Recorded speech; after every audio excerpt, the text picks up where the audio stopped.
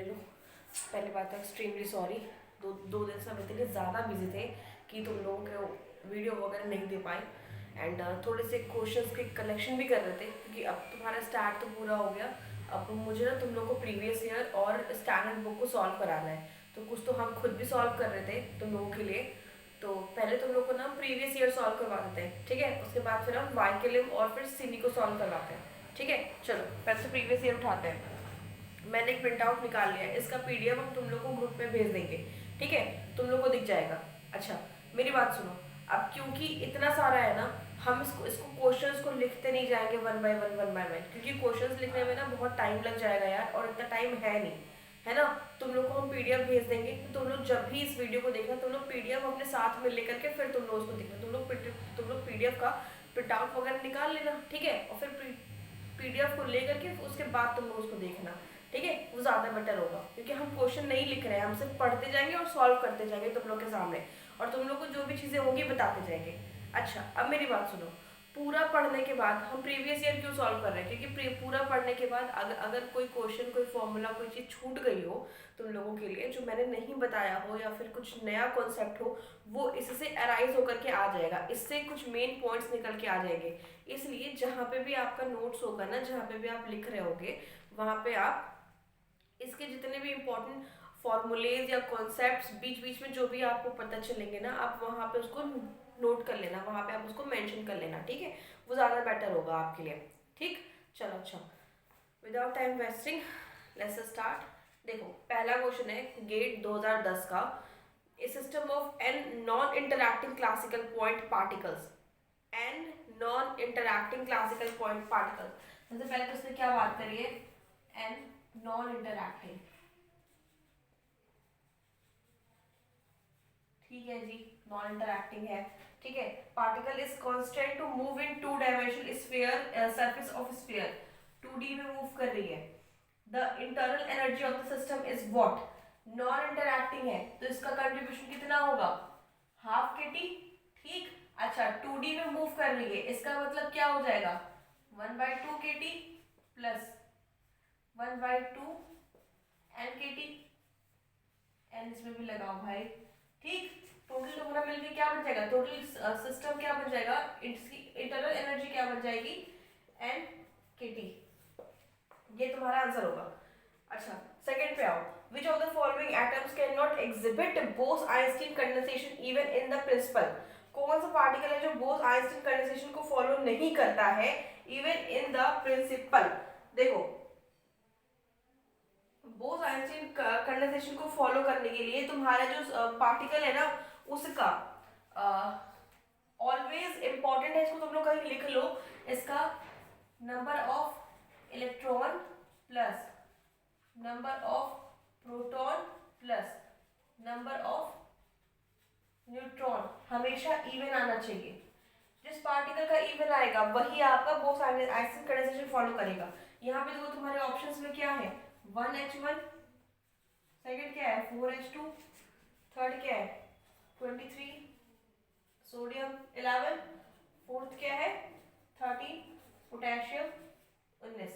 अच्छा, अब इसका देखो, number of proton plus number of neutron और इलेक्ट्रॉन तीनों मिला के क्या इवन होगा? नहीं। इसका देखो, 4 5 6, और इसका प्रोटॉन क्या हो जाएगा?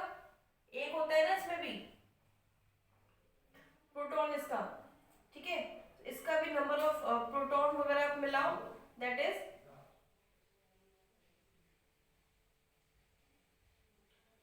Number of proton is equal to number of electron होता है ना ऑलवेज। देन अगर इसमें 4 है तो आपका सी, 4 plus 2 plus 2, 4 5 6 7 8, that is even, okay?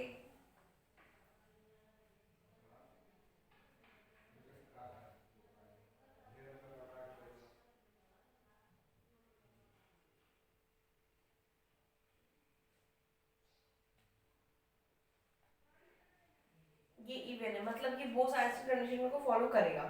Third आपको क्या है? देखो, 23 plus 23 number of proton electron plus proton, एक मिनट एक मिनट एक मिनट, क्या हम कर रहे हैं भाई? Proton plus proton plus electron, ये तुम्हारा कितना हुआ? 2 5 2 4, ठीक है। इसका कितना हो गया? इसका देख लो, इसका तुम्हारा हो गया 19 प्लस 19 प्लस 11। एक मिनट हम यहाँ पे ये क्यों कर रहे हैं? 23 क्यों कर रहे हैं? 11 माइनस होगा ना यहाँ से, है ना? देन दैट इज 2 और 1। अब इसको जोड़ो, 2 3 4 दैट इज 3, ये हो गया इवन। अच्छा इसमें भी 2 आएगा, दैट इज ये भी हो गया तुम्हारा इवन, ठीक है। अब ये तुम्हारा क्या निकल के आ जाएगा? That is 18 19 carry 1 2 3 4 that is 49, ये हो गया। और तुम्हारा क्वेश्चन में क्या था? कौन सा तुम्हारा एटम बोस-आइंस्टीन कंडेंसेशन को एग्जिबिट नहीं करता है? तो दैट इज ये एग्जिबिट नहीं करता है। इट्स योर आंसर, ठीक है। अच्छा अब देखो, for a 2D free electron gas the electronic density n and Fermi energy EF are related by, इन दोनों में क्या होता है? सबसे पहले ये जो तुम्हारा क्वेश्चन है ना, ये खुद अपने आप में एक फॉर्मूला ही है सॉलिड का, ये अपने आप में फॉर्मूला ही है जिसमें कि इसका आंसर ही आता, मतलब एक है कि number of density Fermi energy पे फॉलो करता है इसका टेम्परेचर 1 पे। जब ये होगा तुम्हारा 2 डायमेंशन में, 2D में, ये 1 पे फॉलो करता है, मतलब इसका पावर 1 होना चाहिए। इसमें तो देखो A और D तो अपने आप ही पहले कट गया, अब बचा B और C। देन उसके बाद एज यू नो, क्योंकि 2D रहता है ना, और क्योंकि आपकी फ्री डेंसिटी होती है, इलेक्ट्रॉन होते हैं, एटम्स होते हैं, तो एटम का सरफेस राउंड होता है। देन इस पूरे को कवर करने के लिए इसको मतलब सरफेस का जो फंक्शन होता है दैट इज 2πr, ठीक, वो रखना पड़ता है। अब क्योंकि ये स्फीयर है ना, तो यहाँ पे you can always remember like that, ये तुम्हारा होगा इस इनवर्सली प्रोपोर्शनल तो नहीं, MEF अपॉन 2πh²। ये ऑलवेज, ये तुम्हारा फॉर्मूला है, ये तुम्हें सॉलिड में भी यूज होगा, ये सीधा फॉर्मूला इसने पूछा है, इसको थोड़ा सा मेमोराइज रखो। अच्छा लाओ भाई को दूसरा दिखाओ। दूसरा तुम्हारा ये है विच of the following see this, यार ऐसा तो मैक्सवेल का इक्वेशन पूछ दिया कि मैक्सवेल का इक्वेशन क्या होगा एज इट इज, जैसे आपको मैंने बताया था भाई, मेरे को तो याद नहीं रहता कि मैक्सवेल का इक्वेशन क्या है क्या नहीं है, हम तो मैक्सिमम टेबल लिख करके याद करते हैं, ठीक है। आप भी मुझे लगता है उस तरीके से याद रखो। दैट इज स्क्वायर बना भाई सबसे पहले तो, good physicist have studied under very fine teacher, that is इधर से इधर, इधर से इधर, डायगोनल को constant, that is del t by del v keeping s constant is equal to del p by del s keeping what v constant। उसके बाद इस एरो को ऊपर की तरफ पलटो, तो तुम्हारा होगा del v by del t keeping p constant और del s by del p what is keeping constant, that is t constant। अच्छा अब ऐसे से तो हो गया, अब ऐसे लेके जाओ दोनों को, del t by del p what is constant, keeping s constant, फिर del v by del s what is keeping p constant, ठीक। अब इसको ऐसे लेकर के जाओ एज इट इज, ठीक, तो ये तुम्हारा जाएगा del p by del t keeping b constant और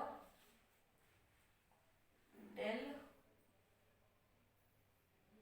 s by del v keeping t constant। अच्छा अब जहां जहां पे s और p साथ साथ आया है वहां वहां पे लगाओ नेगेटिव फटाफट से, यहाँ पे s और p साथ में है नेगेटिव, यहाँ पे देखो SOP साथ में है नेगेटिव, यहाँ पे देखो SOP साथ में है नेगेटिव नेगेटिव, क्योंकि दोनों साइड नेगेटिव है तो negative negative should be cancelled out. यहाँ पे नहीं है भाई। ये आपके हो गए मैक्सवेल के 4 इक्वेशंस। अब हम देखेंगे क्या हमें दिया हुआ है। Then what is the correct sets of relation is Maxwell's relation is correct. अच्छा, इसमें से कौन सा सेट करेक्ट है? ओके ओके ओके, कौन सा सेट करेक्ट है? देखो यहाँ पे इसने क्या पूछा,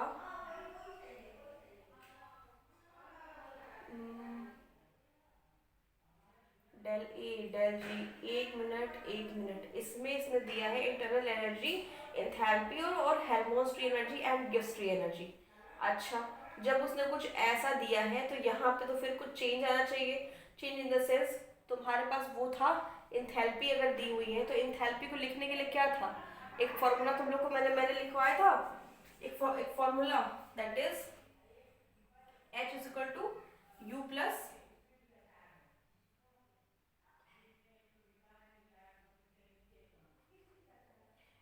देखो तुम्हारे 2 मशीन गन्स थे, उन 2 मशीन गन्स में से तुमको मैंने एक लिखवाया था, उसमें से H तुम्हारा एंथैल्पी मैंने क्या लिखवाई थी, एंथैल्पी तुम्हारी मैंने लिखवाई थी H is equal to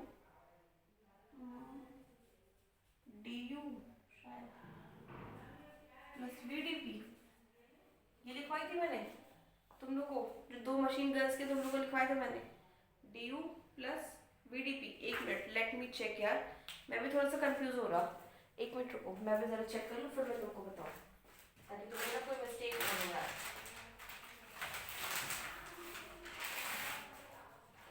mistake होनी नहीं चाहिए एनी हाउ।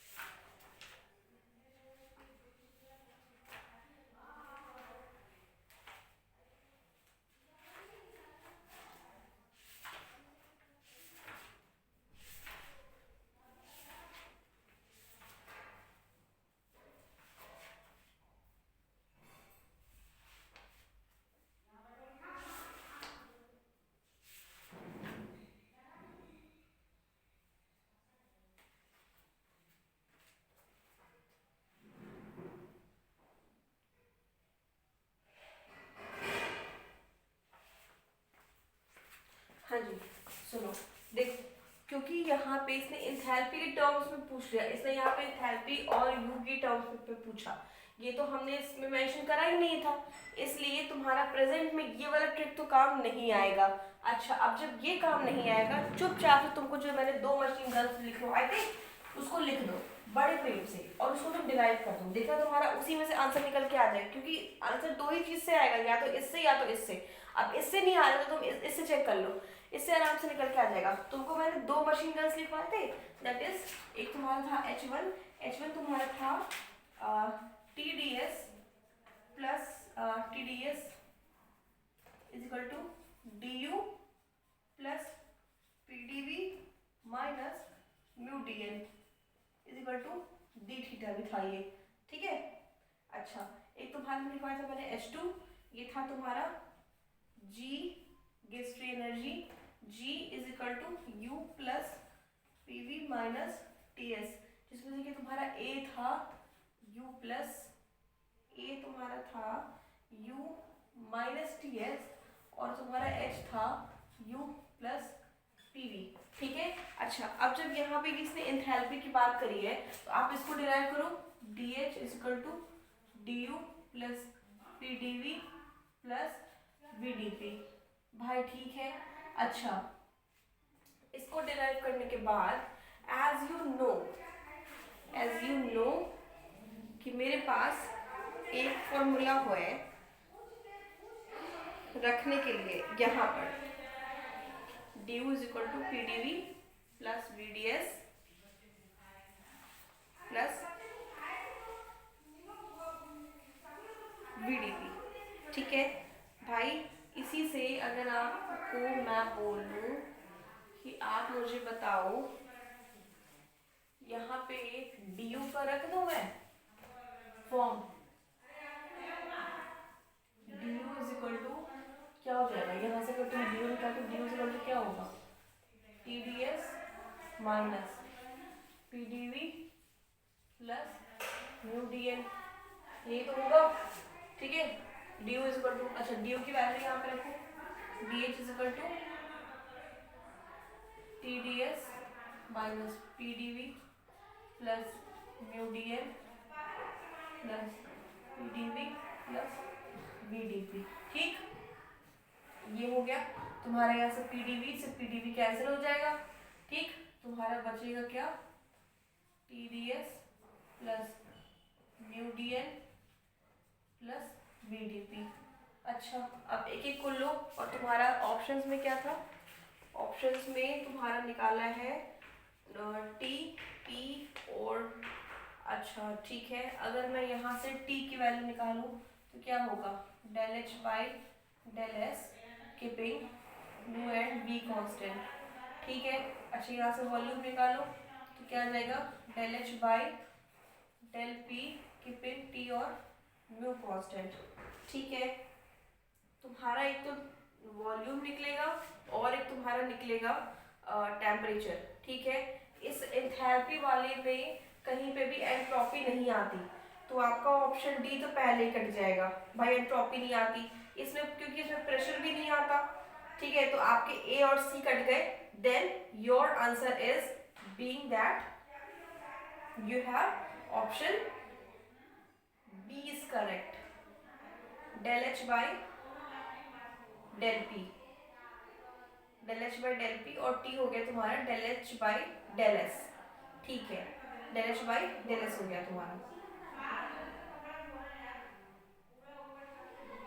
ठीक है। इसमें ना इसके जो कांस्टेंट्स लिखे हैं ना नीचे, मुझे लगता है इसमें कुछ प्रिंटिंग मिस्टेक्स है, क्योंकि एस और पी नहीं आना चाहिए। एंथैल्पी का इक्वेशन मैं 100% श्योर हूँ कि यही होगा, देन इसमें कुछ तो थोड़े से ऑप्शन में थोड़ा सा इसका दिक्कत है, एंड बाकी ये तो श्योर है क्योंकि इस इक्वेशन में कहीं प्रेशर नहीं आता और एंट्रोपी नहीं आती, तो आपका ए सी और डी तो अपने आप ही कट जाएगा, and you got the answer B is correct, जिसमें कि टी और पी है, ठीक। अच्छा नेक्स्ट को देखो, तुम्हारा partition function of photon gas is given, ठीक है। फोटोन गैस का पार्टीशन फंक्शन दिया हुआ है, the specific heat of photon gas varies with temperature as, photon specific heat photon gas का कैसे वैरी करता है, ये एक फॉर्मूला ही है, सॉलिड में लेकर क्या होगा तो तब तुमको समझ में आएगा, सीधे स्पेसिफिक हीट होता है inversely proportional to 2 always inversely proportional to 2 होता है, ठीक है। और टी क्यूब का ग्राफ जो बनता है हमेशा ऐसे बनता है ऑलवेज, देन सी यहाँ पे ऑप्शन ए इज करेक्ट। आप इसमें से देख सकते हो पार्टीशन फंक्शन यहाँ पे क्या दिया हुआ है, pi square V K V T का whole cube upon 45 H cut cube C cube. यहाँ पे भी आप देखो, अगर आपको मैं बोलूं कि आप उठा करके इसको इधर कर दो जेड सी क्यूब, ठीक है, इसको उठा के इधर कर दो is equal to pi square V, अगर मैं इनवर्सली प्रोपोर्शनल कर दूं डायरेक्ट यहाँ से, अगर मैं यहाँ से डायरेक्ट तुम्हें मगर इनवर्सली प्रोपोर्शनल करके दिखाऊं तो आपका क्या होता है, अगर आप इंटरनल एनर्जी निकालोगे स्पेसिफिक हीट निकालने के लिए तो आप सीवी निकालोगे, सीवी का फॉर्मूला क्या होता है, del you by del T, ठीक। अच्छा अब इसके लिए तो पहले तुम यू निकालोगे, अब पार्टीशन फंक्शन से यू कैसे निकलेगा, यू निकालने के लिए del by del beta ln z करोगे, ठीक है, इस z की वैल्यू को यहाँ पे रखोगे, इसके बाद उसको डिफरेंशिएट करोगे, फिर तुम निकालोगे u, जब तुम्हारा u निकल जाएगा then you got cv del u by del t, ठीक। जब आप इसको इतना करोगे तो तुम्हें प्रोपोर्शनैलिटी यहाँ से अपने आप ही मिल जाएगी। वैसे ये डायरेक्ट रिजल्ट है, स्टैंडर्ड रिजल्ट है जो कि हमेशा आता है, बेसिकली ये रिजल्ट ही है inversely proportional to T cube आता है, ठीक है।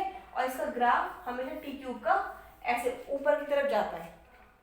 तुम्हारा इसमें ऑप्शन ए सही है। अच्छा क्वेश्चन नंबर 6 में the pressure of the photon gas, pressure of the photon gas कैसे निकलेगा, प्रेशर निकालने के लिए क्या करते हैं, प्रेशर निकालने के लिए क्या करते हैं, प्रेशर निकालने के लिए सीधा सा फॉर्मूला है, बिना किसी ताम झाम के। प्रेशर निकालने के लिए डायरेक्ट रखा जाता है del F by del V, del F by del V, और उसमें भी रखा जाता है तुम्हारा ये जो होता है ना स्पेसिफिक हीट वाला, इसी में थोड़ा सा छेड़छाड़ करते हैं। छेड़छाड़ ये करते हैं, प्रेशर निकालने के लिए आपका होता है सीधा फॉर्मूला है del L N del log del by del V होता है लॉग जेड का, और इसको मल्टीप्लाई करते हैं एन के टी से, इसको मल्टीप्लाई करते हैं एन के टी से, क्योंकि यहाँ नंबर ऑफ पार्टिकल्स जब आपके क्वेश्चन में नहीं गिवन होते हैं, किसी भी क्वेश्चन में नंबर ऑफ पार्टिकल्स नहीं गिवन होते, तो वहाँ पे हम n को हमेशा 1 लेके चलते हैं। तो आपका ये जो फॉर्मूला होता है ये कन्वर्ट हो जाएगा P is equal to del by del V L N U, उसके बाद नहीं एल एन जेड, उसके बाद के टी, इससे आपका निकल जाएगा। लॉग जेड को रखो, उठा के यहाँ रखो, उसको वी के रिस्पेक्ट में पार्ट में डिफरेंशिएट करिए और के से मल्टीप्लाई करते हुए यू गॉट द प्रेशर। अच्छा, इसीलिए तुम लोग को मैंने बोला था कि तुम लोग जहाँ जहाँ तुम लोग नोट्स लिख रहे हो, जहाँ जहाँ तुम लोग नोट्स बना रहे हो, जितने इंपॉर्टेंट टर्म्स आ रहे हैं सारे लिखते चलो। अभी तुमको मैंने यू का बताया था, अभी तुमको मैंने पी का बताया, जितने इंपॉर्टेंट टर्म्स आ रहे हैं सारे के सारे लिखते चलो। ये सब डिराइव करने बैठोगे ना तो हालत खराब हो जाती है, ठीक है। तो कुछ टर्म्स होते हैं जो थोड़े थोड़े से इंपॉर्टेंट होते हैं, उनको आप मेंशन करते चलो, उनको आप लिखते चलो, ठीक। अच्छा, आओ नेक्स्ट वाले पे भाई। नेक्स्ट क्वेश्चन क्या है, द कार्नोट साइकिल, गेट 2011 का। The Carnot cycle operates on a working substance between two reservoirs of temperature T1 and T2 with T1 is greater than T2. During each cycle, an amount of heat Q1 is extracted from the reservoir at T1 and an amount of Q2 is delivered in the reservoir at T2. Which of the following statement is incorrect? Work done in one cycle is Q1 minus Q2. सही बात है भाई। Q1 by T1 is equal to Q2 by T2. सही बात है भाई। Entropy of water reservoir decreases? No. गलत है ये तो। एंट्रोपी तो हमेशा बढ़ती है, जैसे जैसे आप वाटर एरिया में जाते जाओगे वैसे वैसे तो आपकी एंट्रोपी बढ़ती जाएगी ना। एंट्रोपी बढ़ती जाएगी क्योंकि आपका ऐसा होगा, जैसे मान लो सपोज दैट, थोड़ा सा पहले क्लीन कर ले यार, जगह नहीं बची है कुछ लिखने की। देखो, जब तुमको मैंने माइक्रोइकोनॉमिकल एग्जांपल्स वगैरह मैंने तुम लोगों को पढ़ाया था, तो तुमको मैंने क्या बताया था, एंट्रोपी ऑफ यूनिवर्स ऑलवेज होता है जीरो। क्यों जीरो होता है? क्योंकि आपका क्या होता है, S equal to K log omega होता है। अच्छा, जैसे जैसे कि फ्रीजिंग पॉइंट पे आते जाओगे, जैसे जैसे वॉल्यूम आपका, जैसे टेम्परेचर आपका कम होता जाएगा, वैसे वैसे पार्टिकल फ्रीज होते जाएंगे। जब पार्टिकल फ्रीज होंगे तो पार्टिकल एक दूसरे में चिपकते जाएंगे। जब पार्टिकल एक दूसरे में चिपकते जाएंगे तो तुम्हारा क्या होगा, ये तुम्हारा डिक्रीज होगा। जब ये डिक्रीज होगा तो ये भी डिक्रीज होगा। जब ये तुम्हारा 1 हो जाएगा, टोटल पार्टिकल पूरा का पूरा फ्रीज हो गया, ये तो पूरा तुम्हारा हो गया 1, तुम्हारा क्या हो जाएगा, S इक्वल टू 0 हो जाएगा। क्योंकि log 1 तो 0 होता है ना। सेम एज इट इज में देखो, S equal to k log omega है तुम्हारा। अगर तुम टेम्परेचर तुम बढ़ा रहे हो तो टेम्परेचर जैसे जैसे बढ़ाओगे पार्टिकल वैसे वैसे ब्रेक होगा ना।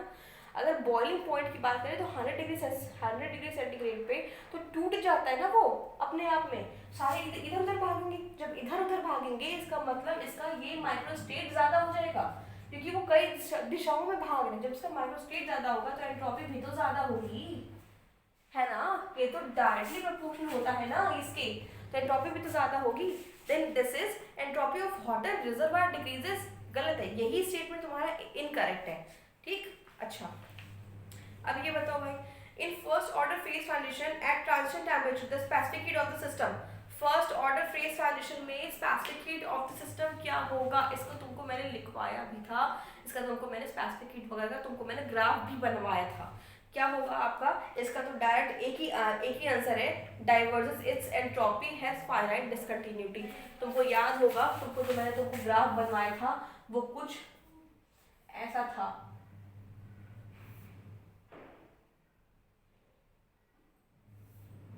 कुछ इस टाइप का ग्राफ तुम लोग को मैंने बनवाया था, जो कि यहाँ से पॉइंट डिसकंटिन्यू हो जाता है, ठीक है, डिसकंटिन्यूटी होती है। तो तुम्हारा ऑप्शन बी करेक्ट है। अच्छा, फिर देखो, a system of N non interacting and distinguishable particle of spin 1 in thermodynamic equilibrium, the entropy of the system is.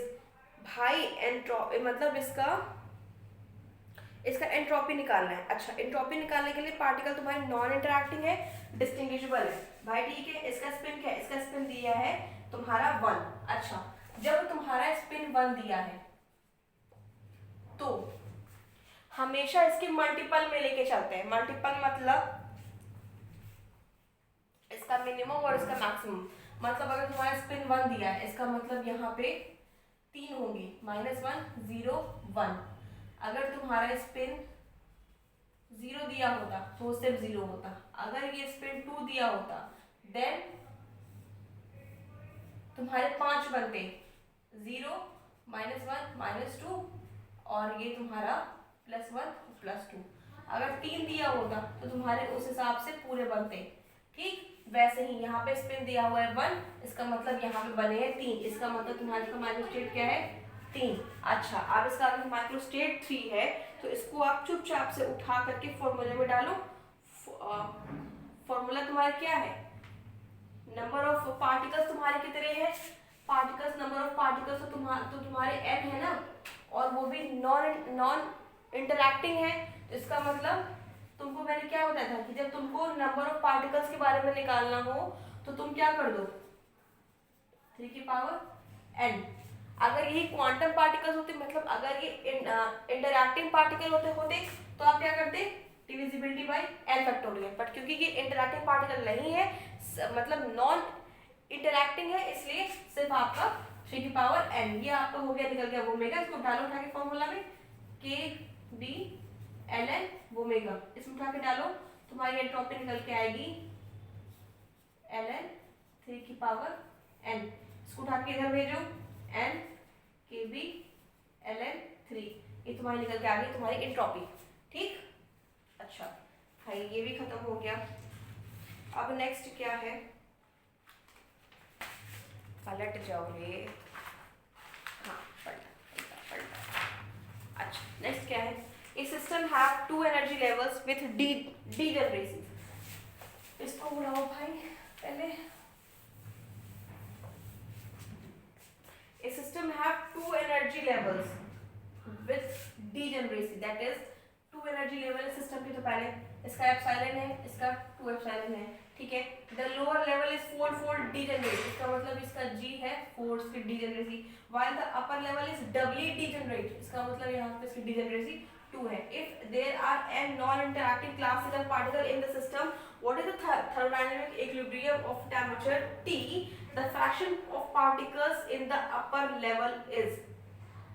ठीक, the fraction of particle in the upper level is, इसका मतलब इसने सीधा सीधा इसकी प्रोबेबिलिटी पूछी है कि अगर total n number of particles है तो इसमें कितने पार्टिकल्स प्रेजेंट होंगे।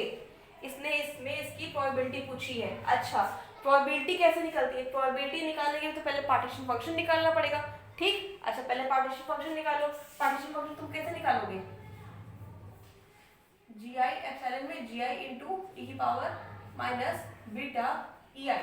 ठीक, इसका मतलब यहाँ पे 4 मल्टीप्लाई बाई ई की power minus beta epsilon plus 2 into E की पावर माइनस 2 एप्सिलॉन बीटा।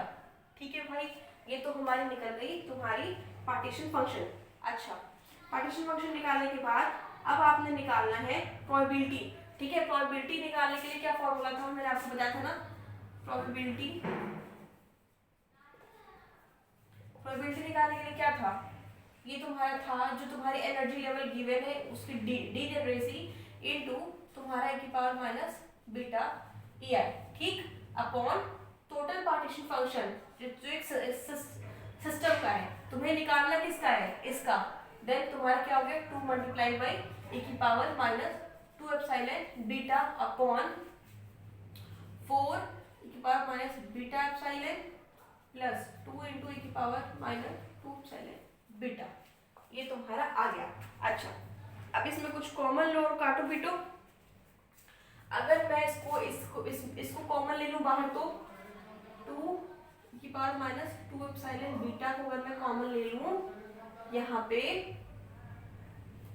इससे, तो यहाँ तो हो जाएगा 2 की पावर माइनस एप्सिलॉन बीटा को मैं कॉमन ले लूं नीचे भी, ठीक। तो यहाँ पे हो जाएगा तुम्हारा, एक तो पहले तुम्हारा हो जाएगा 1 प्लस, अब यहाँ से तुम्हारा निकला है तो तुम्हारा यहाँ पे हो जाएगा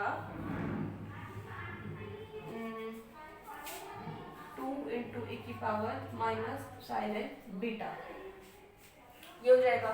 तो खुद देखो 4 e की पावर माइनस बीटा एप्सिलॉन है ना, इसमें से माइनस करो 2 e की पावर माइनस 2 एप्सिलॉन बीटा, इसमें से माइनस करोगे तो क्या आ जाएगा, माइनस माइनस यहाँ पे एक प्लस हो जाएगा, तुम्हारा यहाँ पे 2 e की पावर माइनस एप्सिलॉन बीटा नहीं आएगा। सी वही तो मैंने यहाँ रखा है। अब इससे इसको काट दो, 1/1 प्लस 2 e की पावर माइनस एप्सिलॉन बीटा, ये तो प्रोबेबिलिटी निकल के आ गई सिस्टम की।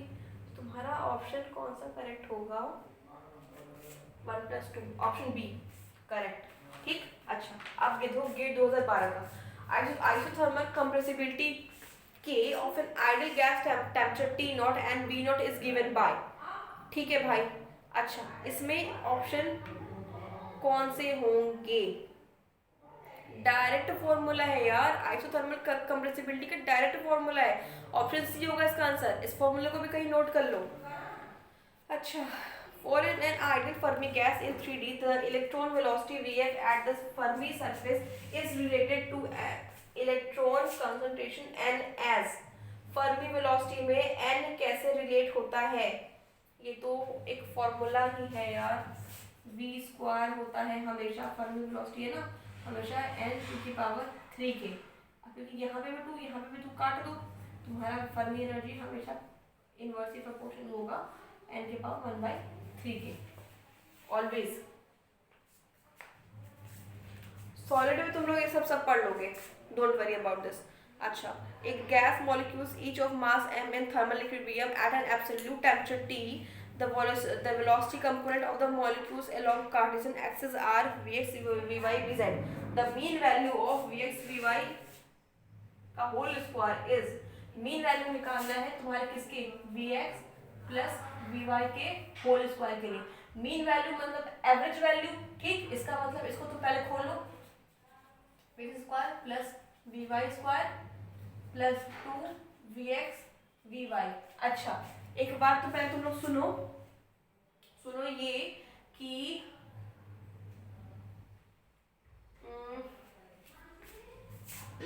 तुम्हारा क्या है क्वेश्चन में, क्लासिकल गैस है ना, each of mass m in thermal equilibrium at absolute temperature T, ठीक है भाई। जब ऐसा होगा तब मेरी बात सुनो, जहां पे ये दोनों इकट्ठे कंट्रीब्यूट करते हैं वहां ये 0 बना देते हैं, जहां पे अलग अलग होता है वहां पे बात होती है, वहां पे बात इसकी होती है 1/m kT/m, इसका भी कंट्रीब्यूशन वही होगा kT/m, दैट इज 2 kT/m। ये क्योंकि दोनों साथ में ना Vx Vy के ऑलवेज 0 क्रिएट करेंगे, ऐसा जब भी क्वेश्चन आएगा तो उसमें जो अलग अलग टर्म्स होंगे आपके, वैसे इसको क्लासिकली डिराइव करोगे तो बहुत लंबा जाएगा, ठीक है। शॉर्टली इस चीज को लेके चलो, तो जिसमें इसके 2 टर्म्स होंगे x और y होंगे वो 0 क्रिएट करेगा, और जो जैसे Vx² है और Vy² है ना, ये तो अलग अलग है ना, तो एक स्क्वायर टर्म आपका kT/m कंट्रीब्यूट करेगा। अच्छा अब आपको होगा कि मैम इसमें मान लो स्क्वायर ना आए, इसमें 4 का पावर आ जाए, जो आ जाए, जो भी पावर आएगी यहाँ पे आएगी, आप उसको खोलोगे, जब आप उसको खोलोगे तब उस तरीके से आप काम करोगे। अगर पावर की 4 यहाँ पे Vx की पावर 4 आ रही है तो आप Vx² इंटू Vx² करोगे, और इसके बाद यहाँ पे kT/m मल्टीप्लाई बाई kT/m ऐसे लेके चलोगे। अगर पावर 4 आया तो हमेशा इवन नंबर में ही पावर्स आएंगी, इसके लिए तुम निश्चिंत रहो, ठीक है। अच्छा दूसरा देखो, the total energy E of an ideal non-relativistic Fermi gas in 3D is given by, okay, where n is the number of particle and V is volume of gas. Identify the correct equation of a state. Equation of a state निकालना है, तो वैसे तो यार ये direct formula है equation of state का, PV = 2/3E होता है, डायरेक्ट है, P V is equal to 2/3 E होता है। अगर आपको नहीं समझ में आ रहा हो तो आप एक काम करो, प्रेशर होता है हमेशा del E by del V के प्रपोर्शनल में। प्रेशर हमेशा हमेशा del E by del V के प्रपोर्शनल होता है। अगर आप इसको रखोगे फॉर्मूला, आपको क्या दिया हुआ है, ई दिया हुआ है ना, आपका n की पावर 5/3 और v की पावर 2/3 दिया हुआ है आपका n।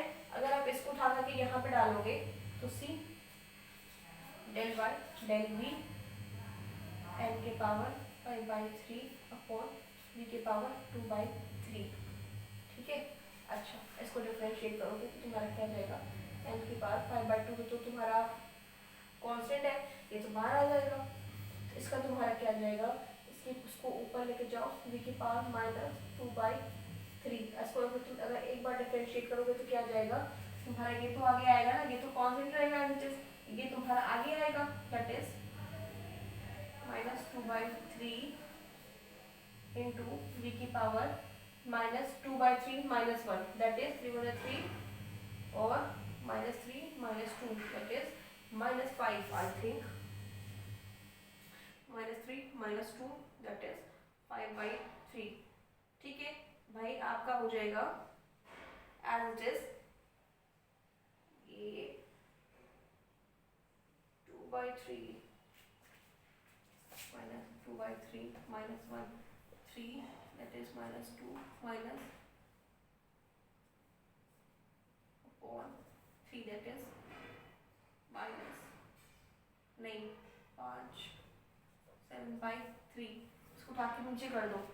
नहीं यार, नहीं नहीं नहीं, हम डिफरेंशिएट कर रहे हैं ना, अरे हम तो डिफरेंशिएट कर रहे हैं ना, हमको तो ये बताना है ना कि कितने के इक्वल, कितने के मल्टीपल में आएंगे। देन आ तो गया, हमें तो क्यों पर पंच कर रहे हैं इसमें, इसका 2/3 आगे आएगा। देन देखो p e के बराबर में कैसे आएगा, इसके e को साइड करो, अगर इसके e को साइड करोगे तो 2/3 एज यूजुअल। यहाँ से देखो तुम इसको निकालो, इसलिए तो कांस्टेंट हो गया, ये तुम्हारा आ गया बाहर। उसके बाद ये हो गया तुम्हारा, ये इसको तुम उसके पावर 2/3 तो बाहर आएगी, पहले 2/3 बाहर आएगी, इसके बाद ये तो जाएगा नीचे ना, ये तो नीचे वाला पार्ट है ना। अच्छा, जब ये नीचे वाला पार्ट है देन यही तो आएगा हमारा ई के जगह पे, अगर इसको पार्शियल डिफरेंशिएट करेंगे तो वो से, ठीक, ये आपका आएगा 2/3e। अच्छा, फिर देखो next question, consider a system whose 3 energy levels are given. 3 energy levels given है भाई, पहले तो लेवल मेंशन करने पड़ेंगे। ये मीन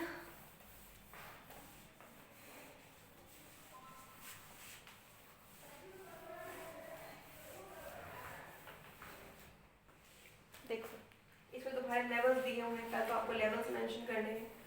लेवल्स आपके दिए हुए हैं, 3 लेवल दिए हुए मान लो, ठीक है। ये दिया है 0 एप्सिलॉन 2 एप्सिलॉन, ठीक है भाई, ये दिया हुआ है, सही है। अच्छा, the energy level epsilon is 2-fold degenerate, epsilon का 2-fold डीजनरेट, ठीक है। And the other 2 are non degenerate, मतलब 1 जब नॉन डीजनरेट तो 1 होता है। The partition function of the system is, partition function system का क्या होगा। अब भाई सीधे से निकाल लो पार्टीशन फंक्शन तुम्हारा, 0 1 मल्टीप्लाई बाई e की power minus beta into 0 plus 2 into e की power minus epsilon plus 1 into e की पावर माइनस 2 एप्सिलॉन। इसको रखो उठा करके, ये तो 1 हो जाएगा, प्लस 2 e की पावर माइनस एप्सिलॉन प्लस की पावर माइनस 2 एप्सिलॉन। तुम्हारा आंसर आ गया। तुम्हारा कौन सा आंसर आएगा,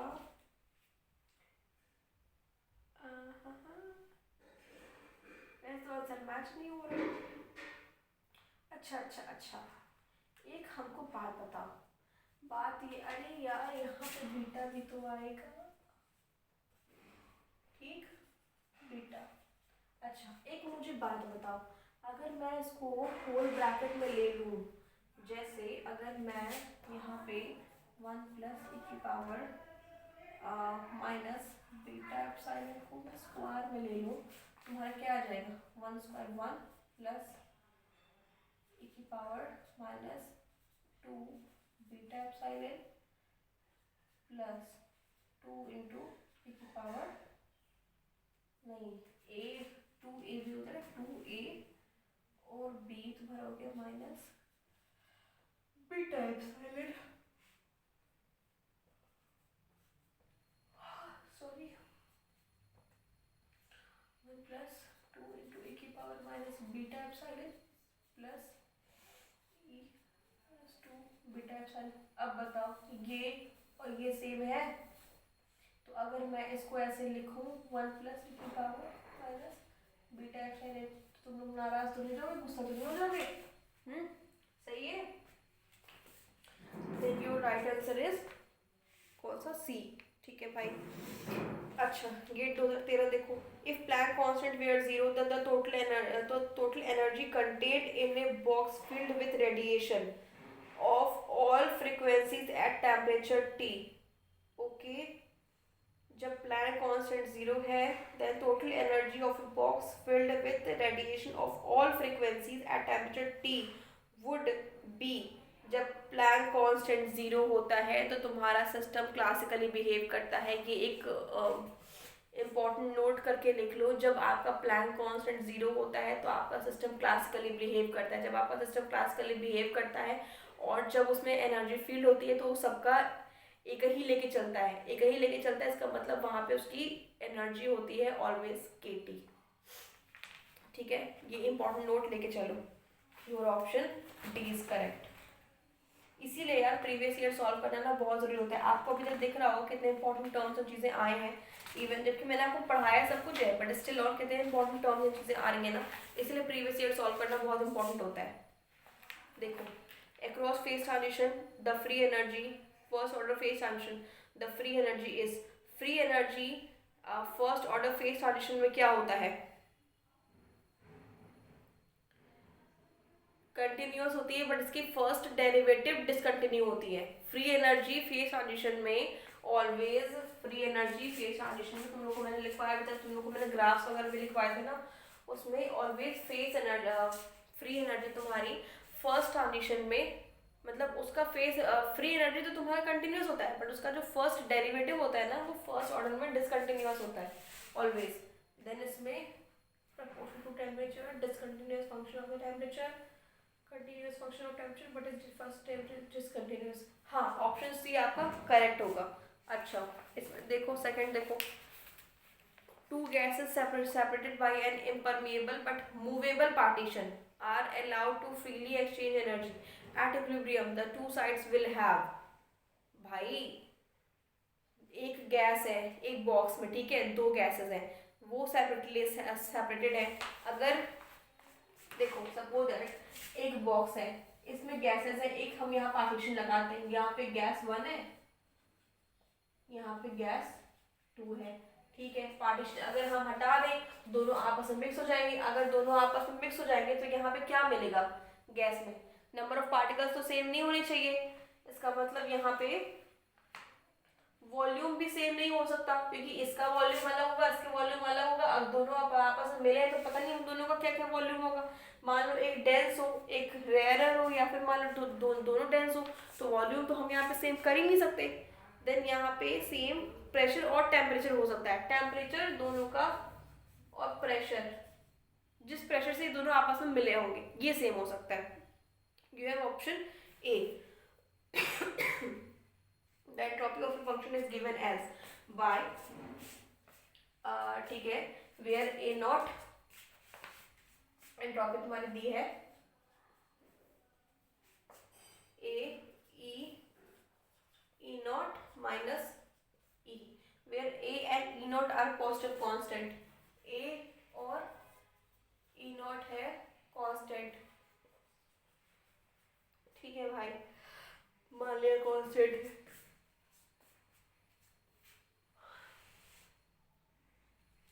then the temperature of the system is। अच्छा अब एंट्रोपी गिवन है और तुमको निकालना है टेम्परेचर। जब एंट्रोपी गिवन है तो टेम्परेचर कैसे निकलेगा, तुमको याद है, तुमको मैंने कैनोनिकल एग्जाम्पल में तुमको मैंने कितना पढ़ाया था? हम्म? तुमको मैंने कैनोनिकल एग्जाम्पल में तुमको मैंने कितना पढ़ाया था? तुमको वहाँ पे निकालना सिखा रहे थे जिस तरीके से, याद करो। तुमको मैंने ऑल चीज यू के रिस्पेक्ट में बताई थी, इंटरनल एनर्जी के रिस्पेक्ट में। अब भाई यू ही तो ई है, ई भी तो इसकी एनर्जी ही है, तो यहाँ पे यू और ई की तो बात सेम ही आएगी। तुमको मैंने क्या लिखवाया था फॉर्मूला एंट्रोपी का? कीपिंग डेल टी क्या आया था तुम्हारा? माइनस में आया था ना? हाँ माइनस में आया था तुम्हारा। टी आया था del you by del E. नहीं नहीं नहीं नहीं नहीं नहीं, तुम्हारा आया था del you by del S.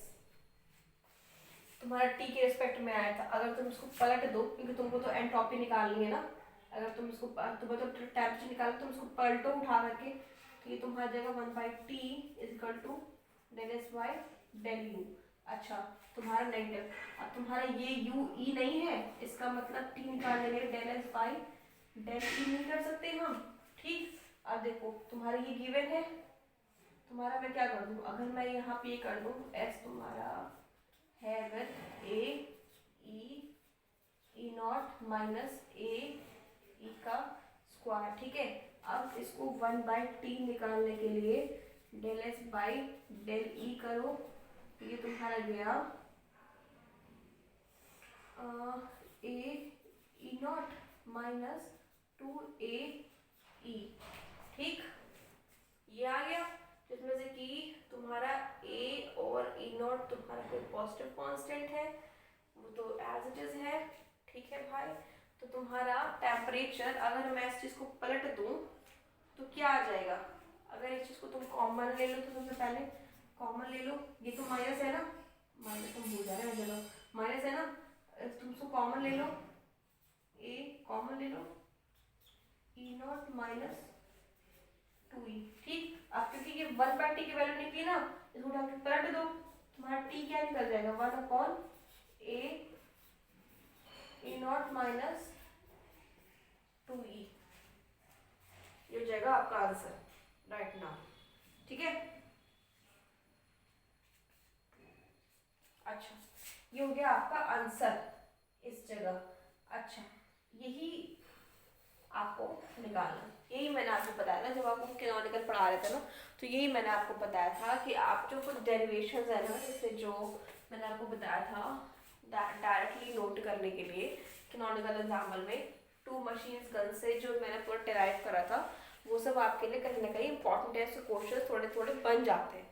अच्छा अब क्योंकि मेरा इतना ज़्यादा प्रैक्टिस हो गया है इस चीज़ पे कि मुझे ना ये सब चीज़ें थोड़ी सी मेमोराइज हो गई है, मुझे थोड़ा सा याद हो गया, मैंने स्टार्ट पढ़ा दिया है, बट आप तो अभी भी कर रहे हो ना, तो बेसिकली हम कहेंगे कि प्रॉपरली टू मशीन गन्स को लेकर के उसको डिराइव करके तब तो मैं एंट्रोपी और टी में रिलेशन निकालो, वरना तुम्हारा गलत गलत हो सकता है एग्जाम टाइम में।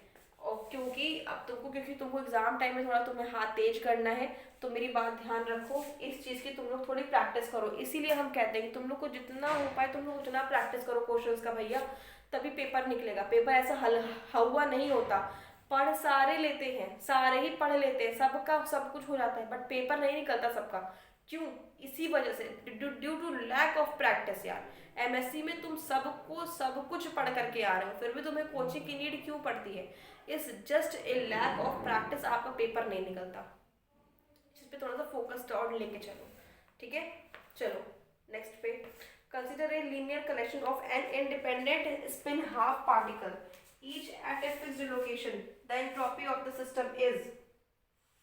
अच्छा भाई, n इंडिपेंडेंट पार्टिकल है और इसके n इंडिपेंडेंट है पार्टिकल, ठीक है, और इसका स्पिन दिया हुआ है हाफ। जब इसका स्पिन हाफ दिया हुआ है, इट मीन्स प्लस हाफ और माइनस हाफ की यहाँ बात हुई होगी। इसका मतलब माइक्रोस्टेट यहाँ पे कितना है? 2 और 2, और टोटल नंबर ऑफ पार्टिकल कितने हैं? n। इसका मतलब इसका जब एंट्रोपी लिखने जाओगी तो s is equal to k ln 2 की पावर n, मतलब s is equal to n k ln 2।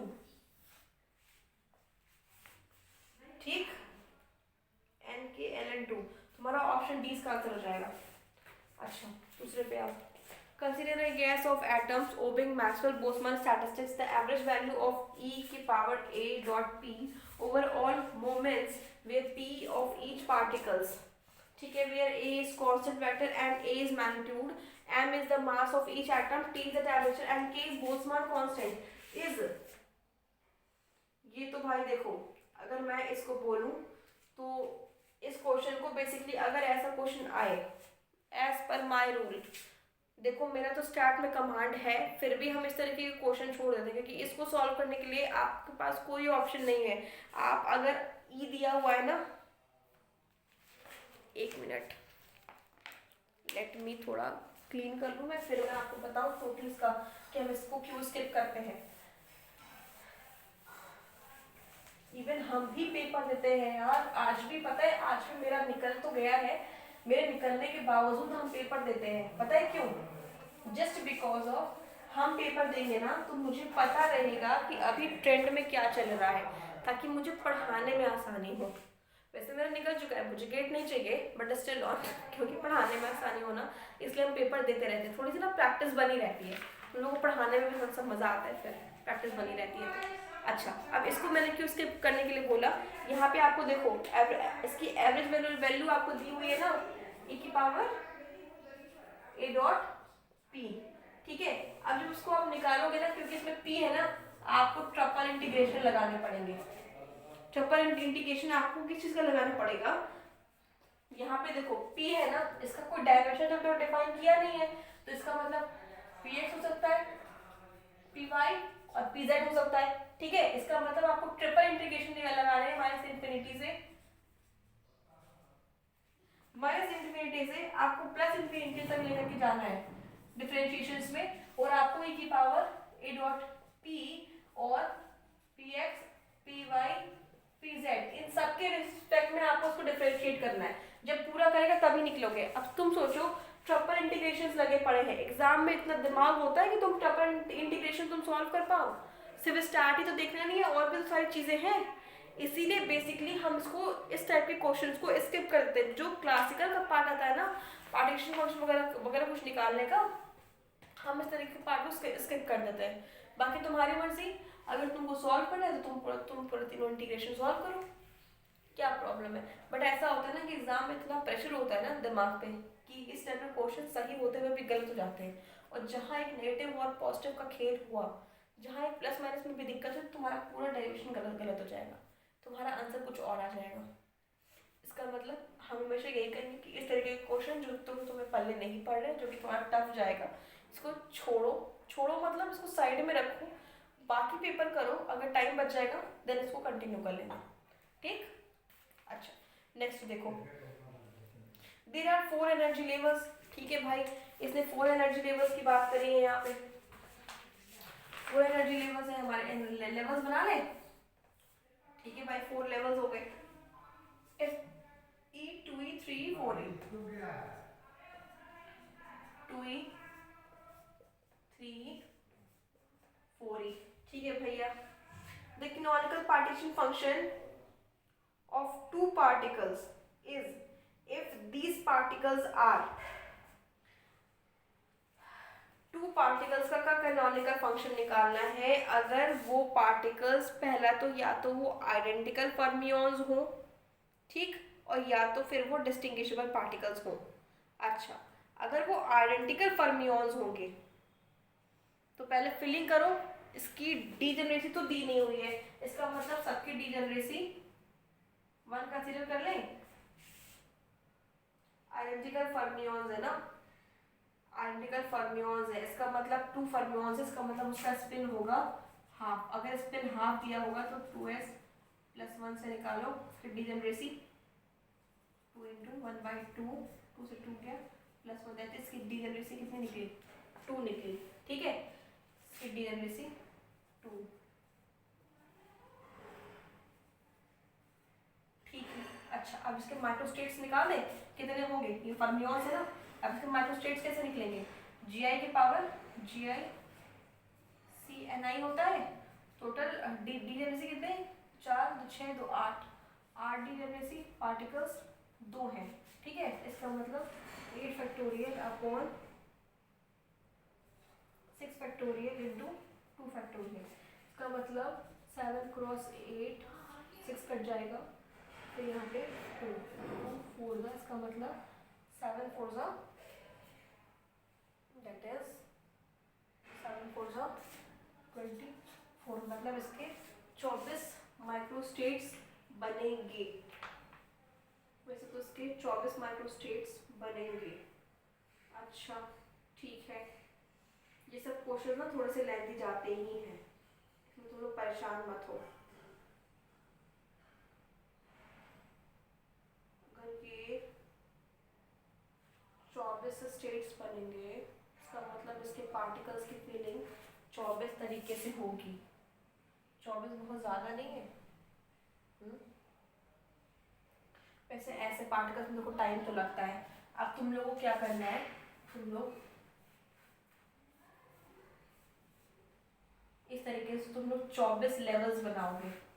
24 levels बना करके फिर तुम लोग इसमें फिलिंग करोगे। 2 पार्टिकल्स है ना, एक मान लो ऐसे हो जाएगा, ठीक। यार बहुत टाइम लग जाएगा मेरे को सॉल्व करने में यार। वैसे ना इस पार्टिकल का तुम लोग को और बाकी लोग बोलेंगे, जैसे यूट्यूब पे भी कहीं पे होगा या फिर तुम्हें स्कूल्स में भी बोला गया होगा, इन सारे पोर्शंस को निकालने के लिए ना होते हैं कुछ तरीके, बट मुझे लगता है ना कि गलत हो जाता है वो सब। तुम लोग बेसिकली इस तरीके से लेकर के चलो चीज़ों को, वो ज़्यादा बेटर नहीं निकलेगा। एक और चीज़ें हैं हम ट्राई कर सकते हैं, जैसे मतलब सही बता रहा है, तुम लोग इस तरीके से लेके चलो, टाइम लगता है भले मगर चीज़ें सॉल्व हो जाती हैं ज़रूर। अब मुझे क्योंकि यार फिर ना इसको सॉल्व करने में बहुत टाइम लग जाएगा मेरे को, इसलिए मेरा मन नहीं हो रहा इसको सॉल्व करने का। 24 है ना, बहुत टाइम लग जाएगा यार सॉल्व करने में।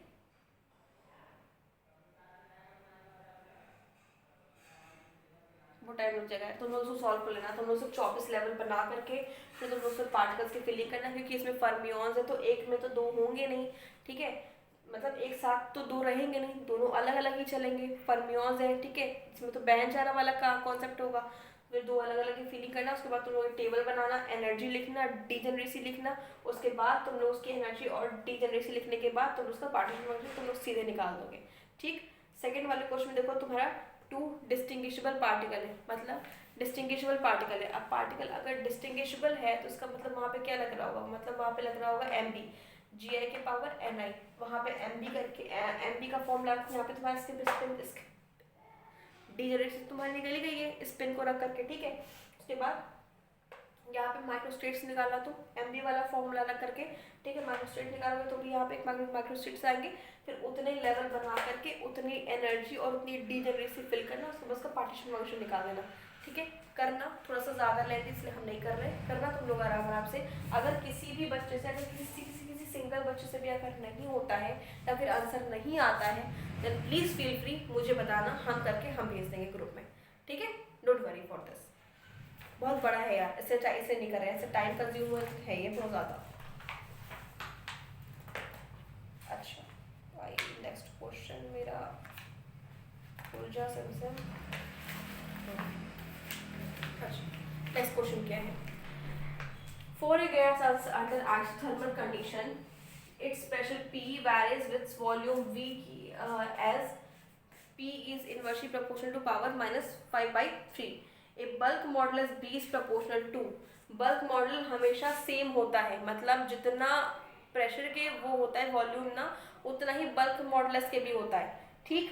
तो ये आपका एज इट इज होगा प्रेशर वाला, मतलब V की पावर -5/3 आपका डी आंसर होगा इसमें।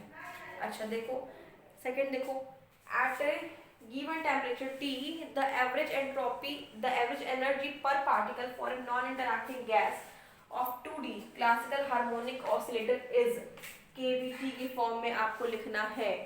at a given temperature non-interacting particle 2D में है, क्लासिकल हार्मोनिक ऑसिलेटर है, क्या होगा।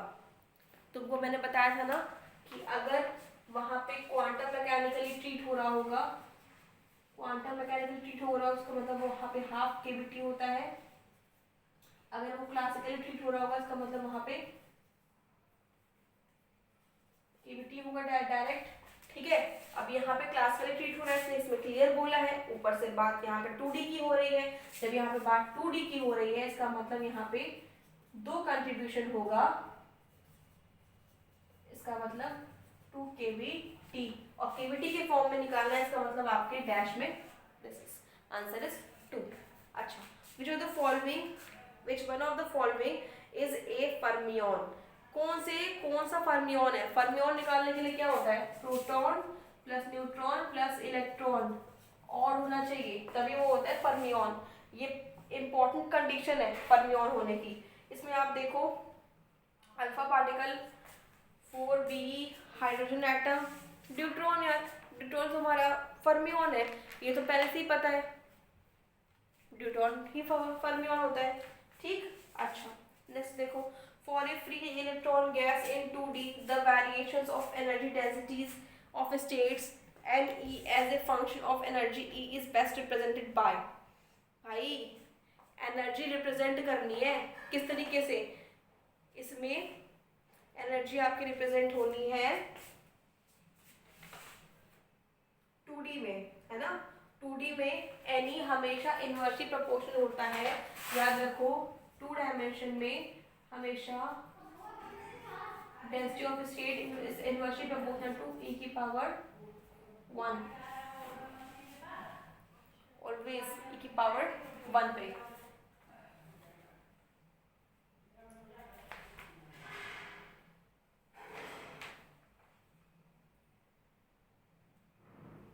नहीं डेंसिटी क्या दिया हुआ है? 2D free electron 2D the variations of density of states any as a function of energy, function of energy है ना, यहाँ पे होगा 0। देखो 2D में 0 है, एक साइज से लिखते हैं, 3D में तुम्हारा ये होता है e की पावर 1/1, 2D में 0 और 1D में पावर -1 ये होता है। ठीक है, यहाँ पे पूछा है 2D का कैसे फ्लक्चुएट करेगा, जब ये 0 इसका मतलब ग्राफ कॉन्स्टेंटली जाएगा। ठीक है, अगर यहाँ पे एनी हो, यहाँ पे ई हो, इसका मतलब ग्राफ आपका कॉन्स्टेंटली जाएगा, एक ही वैल्यू पर रहेगा। Sir you got the answer C. ठीक, अच्छा, for a system of 2 bosons of which can occupy 2 energy levels 0 and E, the mean energy of a system is, थोड़ा सा साफ कर लो भाई, तो बोसॉन्स की यहाँ पे बात हो रही है।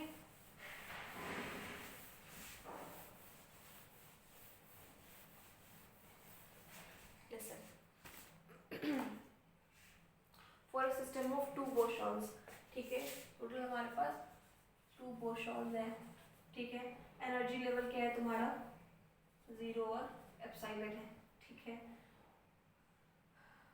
अब इस सिस्टम का आपको निकालना है पार्टीशन एनर्जी। अच्छा, यहाँ पे इसकी डी जनरेसी की बात नहीं हुई है, जब इसकी डी जनरेसी की बात नहीं हो रही है, इसका मतलब बोसॉन्स का, इसका मतलब फोटोन। ठीक, फोटोन ले ले, बोसॉन होता है। अब इसका अच्छा, अब इसका स्पिन क्या होता है? बोसॉन्स है तो इसका स्पिन हमेशा 1 होगा, मतलब इंटीग्रल स्पिन होते हैं, स्पिन 1 ले लूँ, इसका मतलब इसकी डी जनरेसी निकलेगी 2s + 1 से, इसका मतलब 2 × 1 + 1 दैट इज डी जनरेसी निकली 3, इसका मतलब दोनों की डी जनरेसी होगी 3। अच्छा, क्योंकि ये बोसॉन्स है ना, अब इसको निकालो, Ni माइक्रोस्टेट्स निकालो, plus gi - 1 factorial upon Ni factorial into gi - 1 का फैक्टोरियल। भाई ठीक है, ये क्या निकला तुम्हारा? 2 बोसॉन्स प्लस 3 × 6 -1 का फैक्टोरियल अपॉन 2 फैक्टोरियल 6 - 1 का फैक्टोरियल। ये तुम्हारा क्या निकला आया? तुम्हारा 6 × 7 = 8, 8 × 7 का फैक्टोरियल अपॉन 2 का फैक्टोरियल और 5 का फैक्टोरियल। ये तुम्हारा क्या हो जाएगा? 6 × 7/2, 5 तो 5 कट जाएगा। अच्छा, 2 3 या 6 दैट इज 7 3 जा 21। इसका मतलब यहाँ पे 21 स्टेट्स बनेंगे। लाओ शेयर एक तुम लोगों को करके हम बता ही देते हैं। 21 स्टेट्स बनेंगे तो बना ही देते हैं यार, रुकिए तो तुम लोग कर ही सकते हैं। देखो इसका मतलब यहाँ पे 21 स्टेट्स बनेंगे ना। ओके इसका होगा 3 1 2 3 ठीक।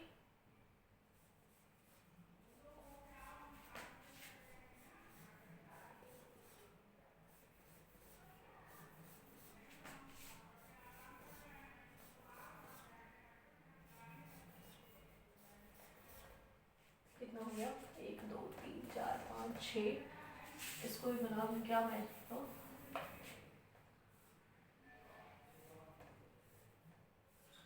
ठीक ठीक है।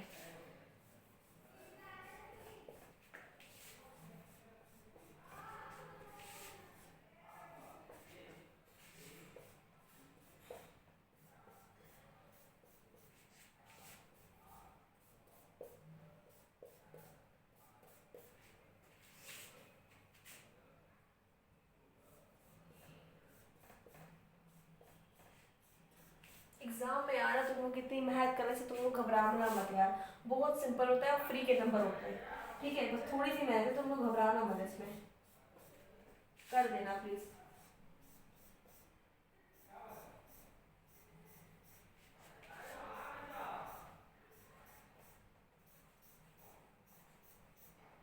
कितना हो गया जी 1 2 3 4 5 6 7 8 9 10 11 12 13 14 15 16 17 18 19 20 21। ठीक है डन। इसका 0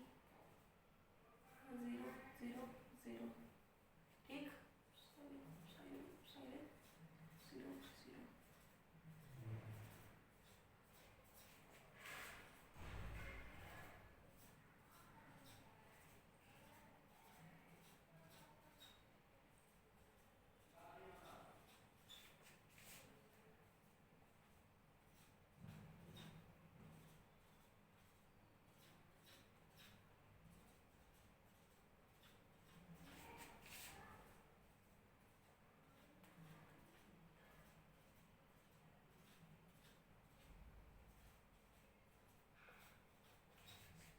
मजदूरी करा रहे यार तुम लोगों से।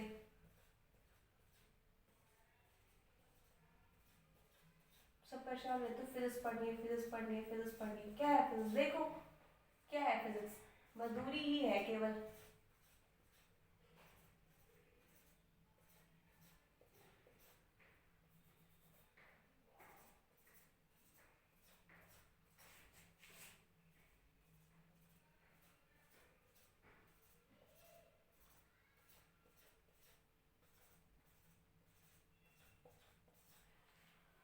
ओए बाप रे। चलो फीलिंग करें। दो बोशॉन्स है ना, तो एक में दो भी रह सकते हैं और एक में एक भी रह सकता है, क्योंकि बोशॉन है तो भाईचारे वाले बालक हैं ये लोग। ठीक शुरू करते हैं फीलिंग। पहले एक में दो लेके चलते हैं।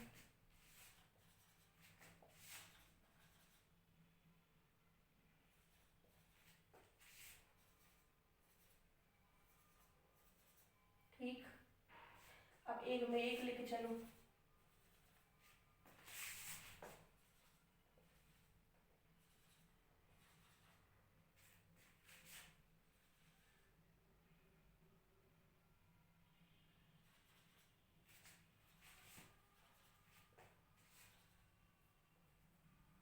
तो कर लो।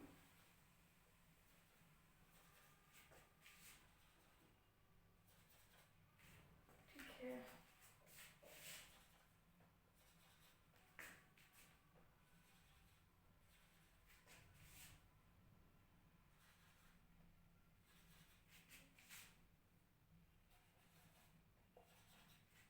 ठीक इसमें आ जाओ भाई।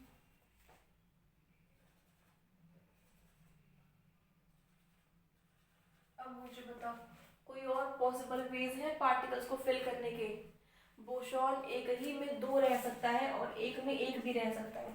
अब मुझे बताओ कोई और तुम लोग को वे दिख रहा है इसको पार्टिकल को फिलिंग करने का, नहीं ना। अब इसकी तुम एनर्जी लिखते जाओ, यहाँ पे दोनों जीरो है, इसकी एनर्जी जीरो, इसका zero, zero, two epsilon, two epsilon, two epsilon, zero, zero, epsilon, epsilon, epsilon, zero, epsilon, epsilon, यहाँ पे एप्सिलॉन, एप्सिलॉन, एप्सिलॉन,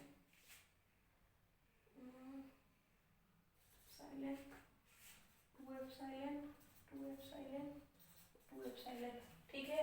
अब एक तरफ से एक तरफ का हम थोड़ा सा मैं लिख लूँ एक जगह पे कहीं इसका, ये तुम्हारा एनर्जी, ये तुम्हारी डीजेनरेसी, जीरो एप्सिलॉन और टू एप्सिलॉन, ये तो आया है बेसिकली, है ना। देखो जीरो कितनी बार है, एक दो, एक दो तीन चार पाँच छ, ठीक है।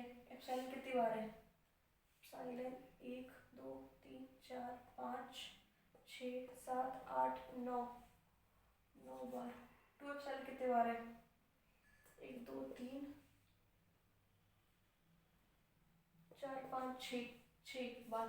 देखो तीनों को मिलाओ, छः छः बारह, बारह और नौ 21, तुम्हारे 21 हो गए पूरे, तुम्हारा पूरा बन गया डीजेनरेसी वाला।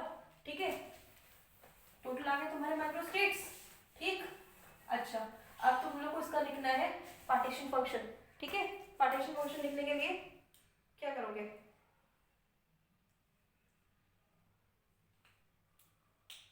पार्टीशन फंक्शन लिखने के लिए क्या करोगे, क्या होता है तुम्हारा जी आई इंटू ई की पावर माइनस बीटा ई आई। ठीक है, इसको लिखो इंटू ई की power minus beta into zero plus 9 multiply by E की power minus beta into silent plus 6 into E की power minus beta into two epsilon.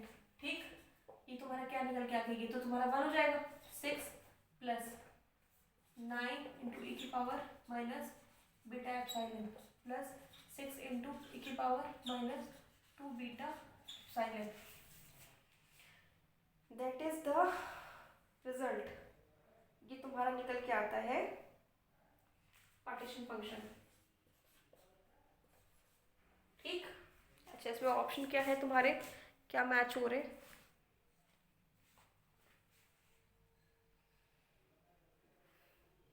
अच्छा मुझे इसका मीन एनर्जी निकालनी है ना।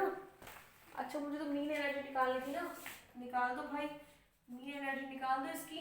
मीन एनर्जी क्या है, summation of A I into G I into E की power minus beta E I upon partition function होता है। ठीक, निकाल दो भाई, क्या दिक्कत है। 0 मल्टीप्लाई बाई 6 इंटू ई की power minus beta into zero plus 9, नहीं रुको, ई I into G I into E की power minus beta epsilon plus 2 epsilon into 6 into E की पावर माइनस 2 बीटा एप्सिलॉन। अच्छा इसको सॉल्व करोगे तो क्या आ जाएगा तुम्हारा, जाएगा तो 0 हो जाएगा पूरा, तुम्हारा आ जाएगा 9 एप्सिलॉन ई की power minus beta epsilon plus 12 epsilon E की पावर माइनस 2 बीटा एप्सिलॉन। तुम्हारा यहाँ पे पार्टीशन फंक्शन। अब तुम्हारा जो कॉमन ले रहा है कॉमन ले लो, जो काटना है काट लो, कॉमन लेके काटा पीटी बचाओ, तुम्हारा ये आ जाएगा इसका आंसर। ठीक है, तब तक हम इसको, इसमें इंक डाल दूँ मैं थोड़ा सा, 2 बूंद जिंदगी के पिला दें उसको बेचारे को, है नहीं।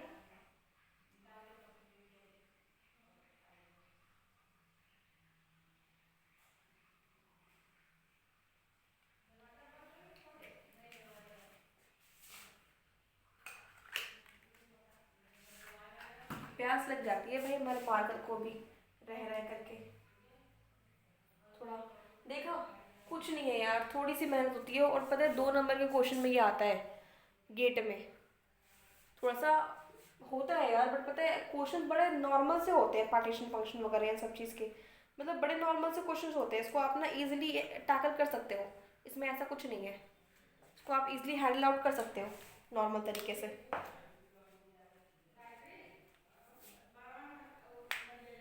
अच्छा, ये तो बात हो गई आपकी।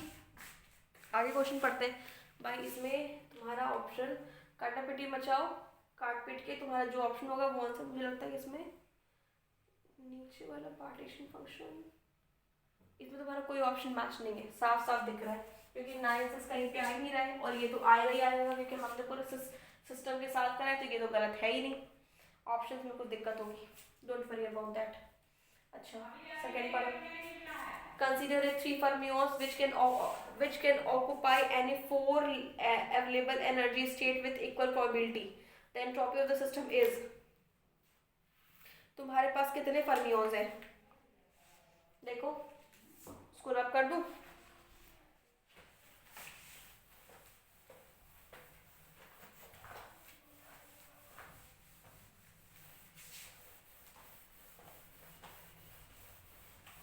बेटा जरा देखो शूट हो रहा है ना, कट तो नहीं गया वीडियो?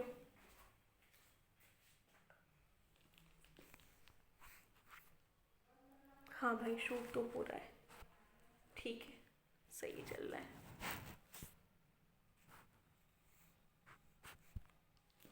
ठीक है, शूट हो रहा है। देखो, तुम्हारे यहाँ पे कितने हैं?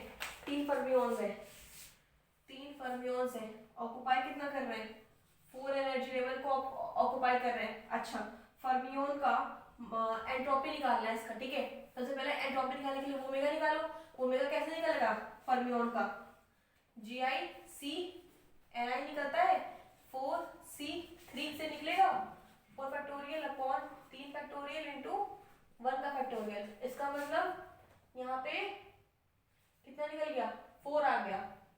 3 तो कट जाएगा, 1 का तो मतलब नहीं, 4 आ गया। इसका मतलब आपकी डिजेनरेसी 4 होगा, ठीक है। S इक्वल टू के एल एन ओमेगा, मतलब S इक्वल टू के एल एन 4, ठीक। S इक्वल टू के एल एन 4। अच्छा, अब इसमें 4 के टर्म्स में नहीं दिया है कुछ, इसका मतलब अगर मैं 4 को ऐसे लिख दूं के एल एन 2 की पावर 2, गलत होगा? नहीं ना। अब इसको अगर मैं ये कर दूं 2 एल एन के एल एन 2, ये तुम्हारी एंट्रोपी हो जाएगी, ठीक। देखो, अच्छा और देखो question. In Bose-Einstein condensation the particles, in Bose-Einstein condensation the particle have a strong interparticle attraction? No. Condense in real space? No, ये fermions होते हैं। Have large and positive chemical potential? नहीं, fermions के ज़्यादा large होते हैं। Have overlapping wave function? Yes. Fermions में wave function उसके डिफरेंट होते हैं, और बोसॉन्स में वेव फंक्शन हमेशा ओवरलैप्ड होते हैं। ये आप क्वांटम में भी पढ़ोगे आगे जा करके, ठीक है। फर्मियोन्स में ऑलवेज आपके वेव फंक्शन ओवरलैप्ड होते हैं, और बोसॉन्स में ओवरलैप्ड होते हैं। फर्मियोन्स में हमेशा वेव फंक्शन डिफरेंट होते हैं। अच्छा, और देखो भाई क्वेश्चंस क्या क्या हैं। For a black body radiation in a cavity, photons are created and annihilated freely as a result of emission and absorption by the walls of cavity. This is because, फिर से पढ़ो भाई, थोड़ा सा क्लियर समझ नहीं आया मेरे को। For a black body radiation in a cavity, photons are created, okay, and annihilated freely, ठीक है भाई, as a result of emission and absorption of walls of the cavity, ठीक है भाई। दिस इज बिकॉज, क्योंकि इसका केमिकल पोटेंशियल ऑलवेज जीरो होता है। ये आपको मैंने पहले भी पढ़ाया था, जब हम आपको क्वांटम स्टैट पढ़ा रहे थे, तो आपको मैंने बताया था ना कि quantum stat black body radiations वगैरह में ऑलवेज केमिकल पोटेंशियल उसका जीरो होता है, हमेशा जीरो होता है उसका। आपको मैंने डिराइव भी करा था, म्यू आपका आ रहा था जीरो, है ना। केमिकल पोटेंशियल ऑलवेज जीरो होता है। आपका option A. Consider a system of n non-interacting spin half particles, each having magnetic moment mu is in a magnetic field B is equal to Bz. If E is the total energy of the system, then the number of accessible microstates is given by, ये तो साफ दिख रहा है A ही होगा। अब A कैसे होगा वो भी तुम मुझसे पूछोगे। आप मुझे बताओ, अगर टोटल सिस्टम आपका हाफ स्पिन पार्टिकल्स में है, ठीक है, देखो करके ही बता देते हैं, सीधा पूछना। नॉन इंटरैक्टिंग पार्टिकल्स है, ठीक है, नॉन इंटरैक्टिंग है, वो इंटरैक्ट नहीं हो रहा है। अगर नॉन इंटरैक्टिंग है, इसका मतलब यहाँ पे क्या हो रहा होगा, इसका मतलब यहाँ पे फर्मियोनिक पार्टिकल्स लग रहे होंगे, फर्मियोनिक या बोसोनिक पार्टिकल्स लग रहे होंगे, तो क्वांटम स्टैट अप्लाई हो रहा होगा, ठीक है। अब अच्छा, स्पिन इसकी हाफ है, स्पिन जब पार्टिकल की हाफ है, इसका मतलब that the total energy E of the system is E, then the number of accessible microstates is given by, आपका कैसे निकलेगा माइक्रोस्टेट्स डायरेक्टली, ये तो साफ दिख रहा है ना, क्योंकि किसी भी तरीके से अगर आप करोगे, अगर पार्टिकल्स को आप निकालने की कोशिश करो, तो आपके पास फॉर्मूला क्या होता है इसको निकालने का, दो ही लगाओगे, या तो यहाँ पे देखो, या तो आप यहाँ पे GICNI लगाओगे। इसको जब थोड़ा सा ट्रिकी वे में समझो, थोड़ा सा दिमाग लगा के समझो, इसको पूरा सॉल्व करने की नीड नहीं है, थोड़ा सा तुम इसको थोड़ा दिमाग लगा के समझो, या तो ये लगाओगे, या तो तुम इसको अब यहाँ पे इसको या तो Ni प्लस GI-1 का factorial upon Ni factorial into GI-1 का फैक्टोरियल, या तो ये लगाओगे, ठीक है। अब इन्हीं दोनों में से कुछ लगाओगे। अब आपके फॉर्म्स देखो, C तो पहले ही नहीं होगा, क्योंकि वो आपके इन दोनों फॉर्म्स में लाई नहीं करेगा, इन दोनों फॉर्म्स में तो अपॉन में बात होगी ना, इसमें तो लाई नहीं करेगा, C तो पहले कट गया। D देखो इतना छोटा सा है, E plus mu B matter ही नहीं करता, B भी देखो मैटर नहीं करेगा, इसमें मैटर क्या करेगा A। ये आपके वाइकेलियम का प्रॉब्लम है, इसीलिए हम हमेशा कहते हैं कि हमेशा स्टैंडर्ड बुक को फॉलो करो, स्टैंडर्ड बुक को फॉलो करो, सीनी को फॉलो करो। तुम्हारा आता और कहीं से नहीं है, आता तुम्हारे स्टैंडर्ड किताबों से ही है। ये तुम्हारा इजीली, तुमको मैं बताऊं, ये तुम्हारा वाइकेलियम का प्रॉब्लम है, तुम उसको करके देखना। अभी हम तुमको जो वाइकेलियम का तुमको सॉल्व करवाएंगे ना, तो सेम तुम्हारा क्वेश्चन अराइज होगा, तुम्हें हम वहां पे इसका पूरा सॉल्यूशन करवाते हैं कैसे होगा ये, ठीक। अच्छा, और दिखाओ भाई, the average energy U of one dimensional quantum harmonic oscillator of frequency omega in a contact with heat bath at temperature T is given by, quantum energy निकालनी है तुम्हारी क्वांटम ऑसिलेटर की, जिसकी फ्रीक्वेंसी ओमेगा है, वो contact करता है heat reservoir की, उसकी एनर्जी आपको निकालनी है। ये देखो, ये आपका सीधा एनर्जी, या तो उसको सॉल्व करो, या तो क्वांटम का ऑसिलेटर का एनर्जी क्या होता है, E is equal to n plus half h omega होता है, ठीक है। अगर आप इसकी E निकालोगे तो क्या आएगा, हाफ h ओमेगा, और जैसे 3/2 h omega, 5/2 h omega, 7/2 h omega, एक सीरीज बनेगी, ठीक है। अब आप इस सीरीज को सॉल्व करोगे, जैसे अगर आपको पार्टीशन फंक्शन निकालना है, तो आप E इंटू GI सबका तो 1 लेके चलोगे, डिजेनरेसी इसमें होती नहीं है, आप इसको ऐसे सॉल्व करो, इसका पार्टीशन फंक्शन निकालोगे। इसका पार्टीशन फंक्शन ना देखो, या तो आप पूरा सॉल्व करके निकालो, या तो इसका पार्टीशन फंक्शन, एक चीज समझो, इसका पार्टीशन फंक्शन होता है z = 1 upon sin hyperbolic BH omega by 2।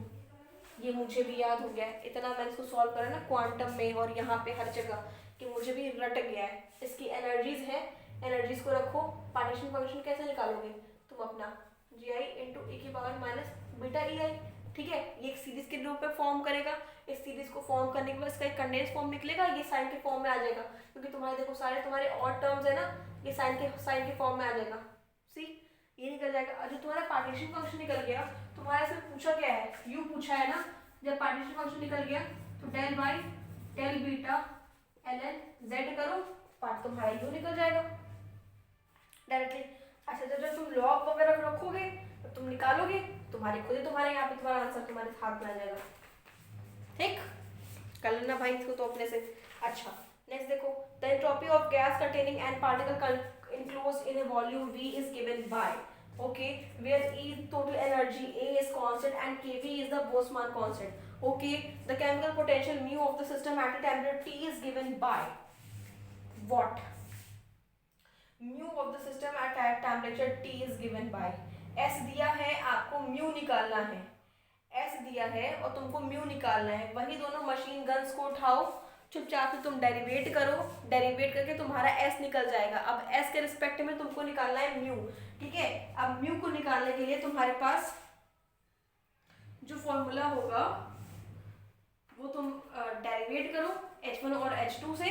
Derivative करने के बाद तुम्हारा H और P निकालो, जो तुम्हारा दिया हुआ था ना गिफ्ट एनर्जी H2 दिया था ना, G इज इक्वल टू, उसे तुम कैलकुलेट करो, उसको तुम निकालो, तुम्हारा वहाँ पे S निकलेगा, S को इन टर्म्स S निकलेगा, उसके बाद तुम del G by del T को in terms of T differentiate करिए, आपका अपने आप रिजल्ट आ जाएगा।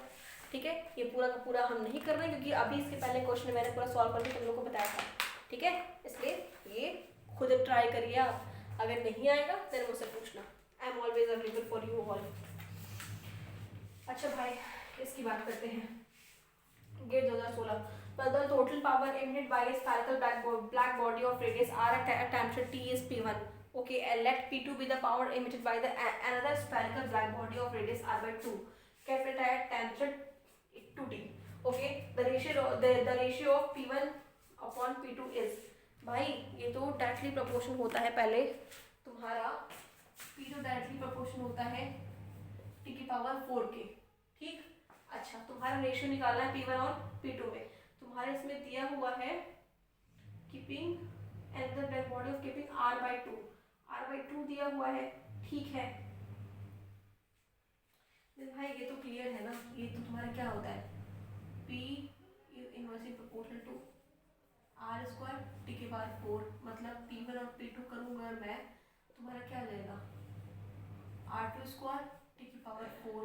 ठीक है भाई, अब r1 और r2 की वैल्यू रखो, r1 is equal to r/2 r2 दिया हुआ है, r1 और r2 तो r/2 क्वेश्चन में ही गिवन है ये चीज, इसको उठा के इसमें रखो, r square upon r square by 4। ठीक है, t की पावर 4 t की पावर 4 t1 t2 पावर 4। ठीक है, अच्छा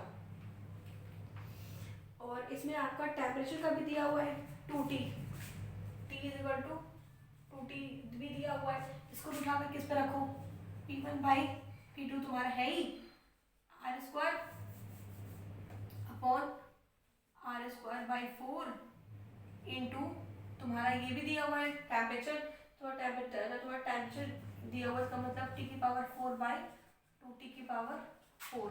अच्छा तुम इसको अब काटो पीटो, पूरा मचाओ, 4 ऊपर चला जाएगा, 4 इंटू टी की पावर 4, टी की पावर 4 कट गया,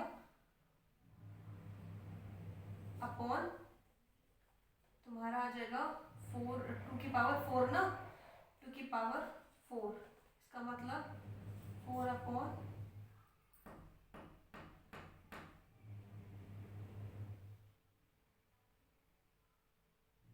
2 की पावर 4 में आपको लिखना है ना 2 इंटू 2 इंटू 2 इंटू 2, 2 तो 2 कट जाएगा, इसका मतलब 1/4, इसका मतलब 0.25 आपका आंसर हो जाएगा।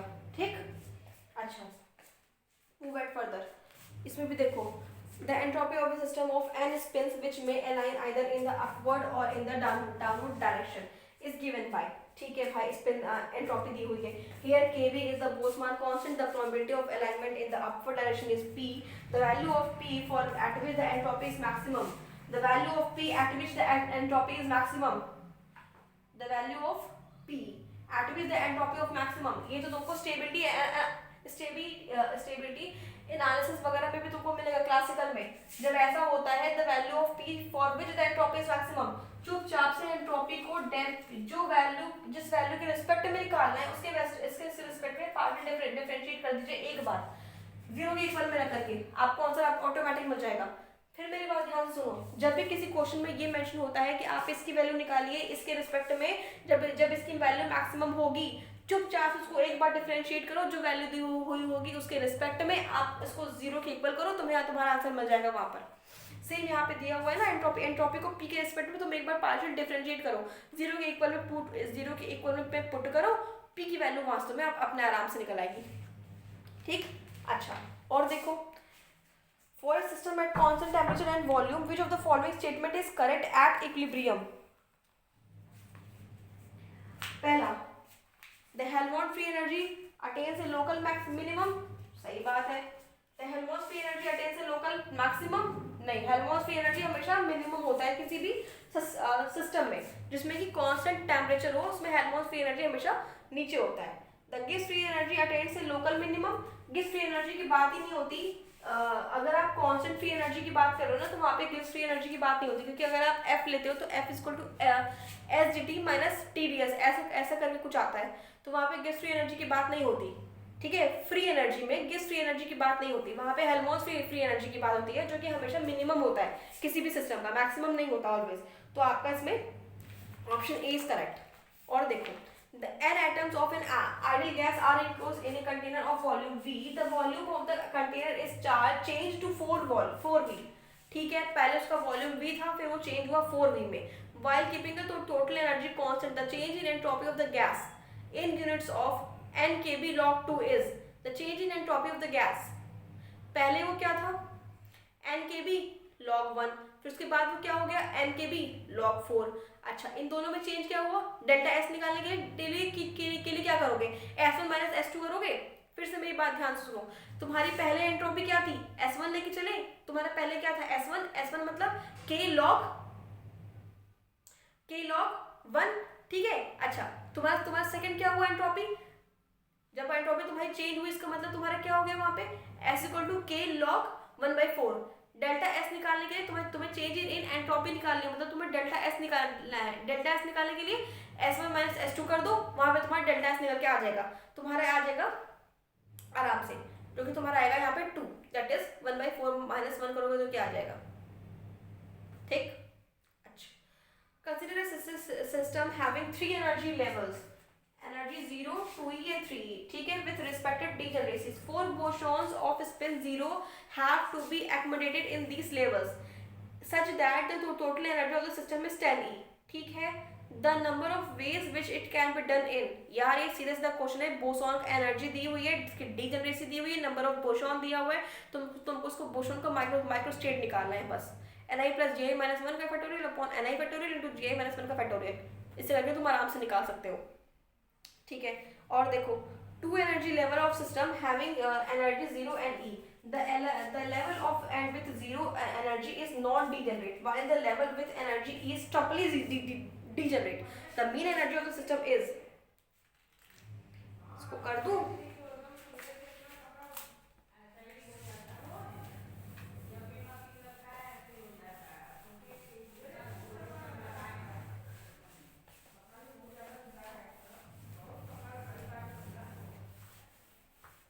देखो इसको, इसमें क्या दिया हुआ है तुम्हारा, इसमें तुम्हारा दिया हुआ है राइट नाउ तुम्हारे पास 2 एनर्जी लेवल्स हैं, एक तुम्हारा 0 है, एक तुम्हारा e है।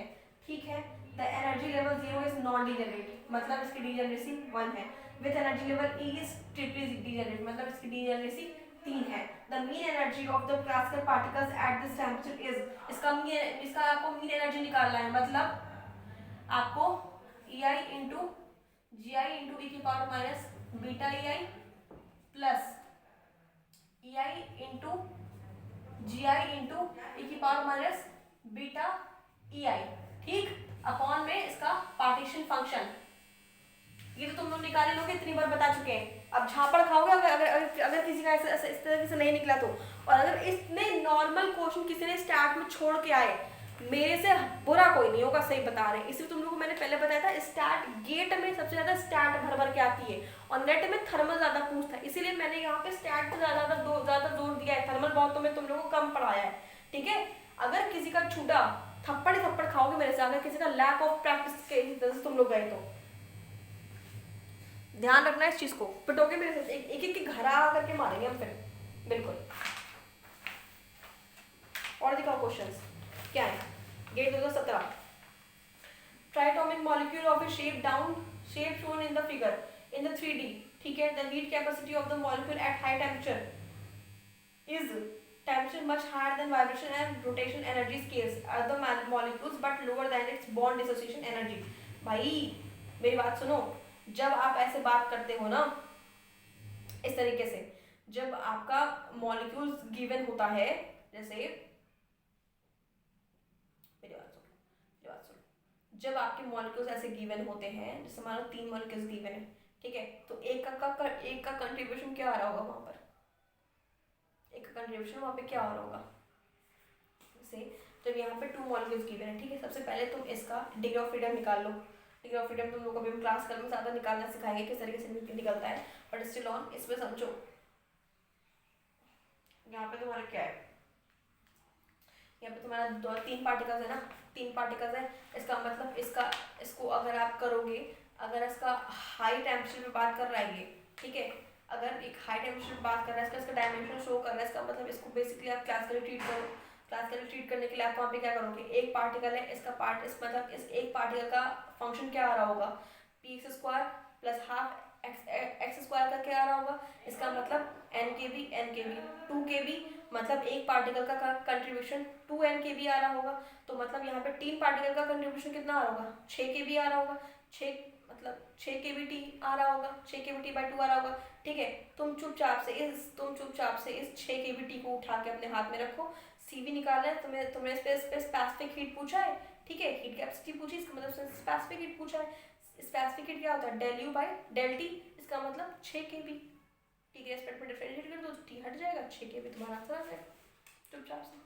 ठीक, और देखो, reversible Carnot engine is operated between temperatures T1 and T2 with a photon gas as a working substance. The efficiency of engine is हमेशा होता है 1 - T1/T2, ये फॉर्मूला है कार्नोट साइकिल का, 1 - T1/T2।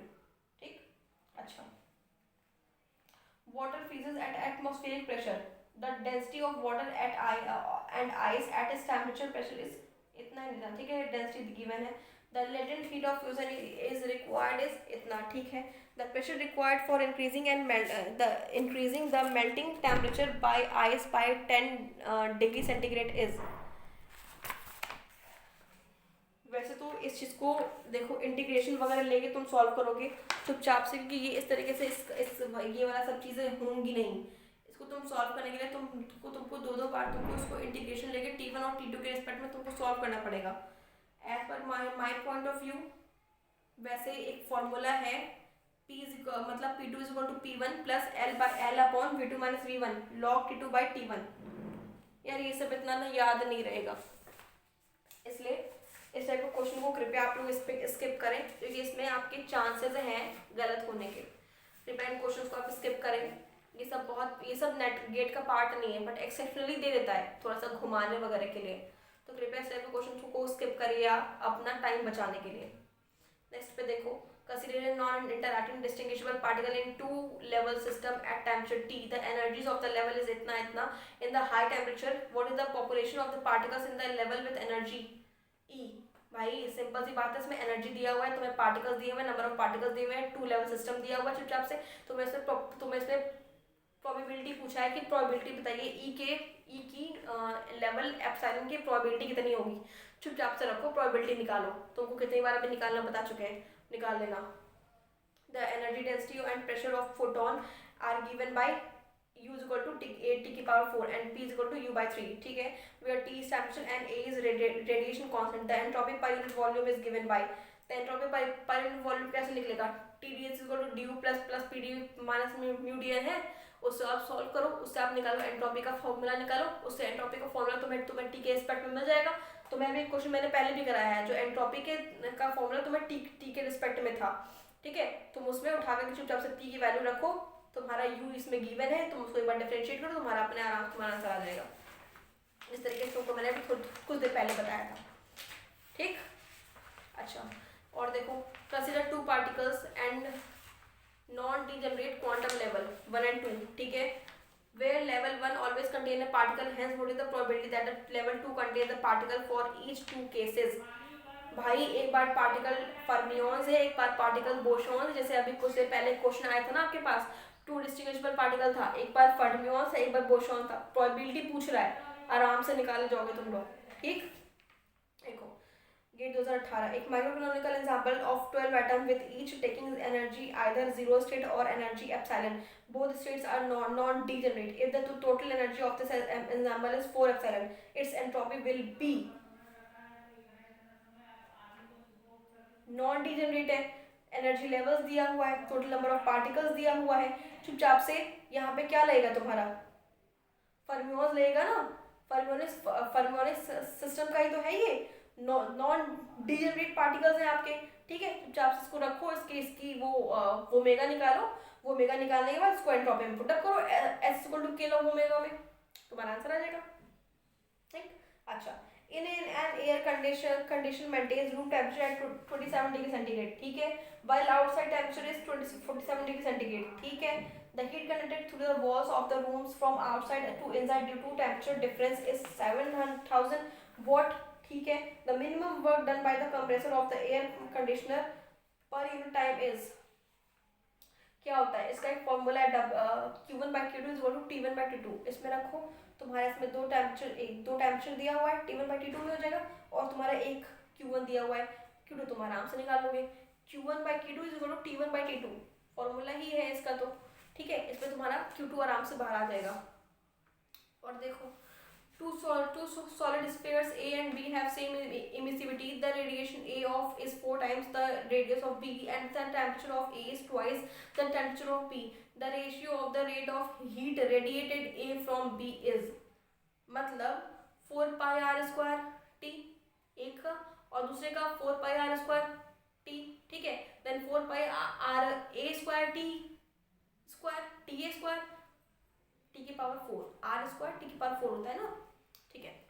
4 pi square R square T की power 4, और नीचे 4 pi R square T की पावर 4, दोनों को रखो, जिसमें वैल्यू दी है उठा करके उसमें रखो, तुम काटो, काटा पीटा मिटाओ, बचाओ, तुम्हारा आंसर निकल के आ जाएगा। कर लेना इसको भी। The partition function of example of T is given, ठीक है, एक partition function given है, the heat capacity of the example at T is equal to epsilon by Kb is x and Kb, ठीक है। Where the value of x is, भाई partition function दिया हुआ है, पहले तो तुम उसकी निकालो एवरेज एनर्जी, एवरेज एनर्जी निकालने के बाद तुम्हारा एवरेज एनर्जी निकल जाएगी, उसके बाद तुम्हारा सी क्या होता है, del you by del t होता है, सी वी, उसमें वैल्यू रखो यू की, मतलब ई की, जो भी कह लो सेम चीज़ है, यू और ई सेम ही चीज़ है, वैल्यू रखो, ठीक है, इस पर डिफरेंशिएट करो, तुम्हें अपना आराम से तुम्हारा आंसर मिल जाएगा इसका, ठीक।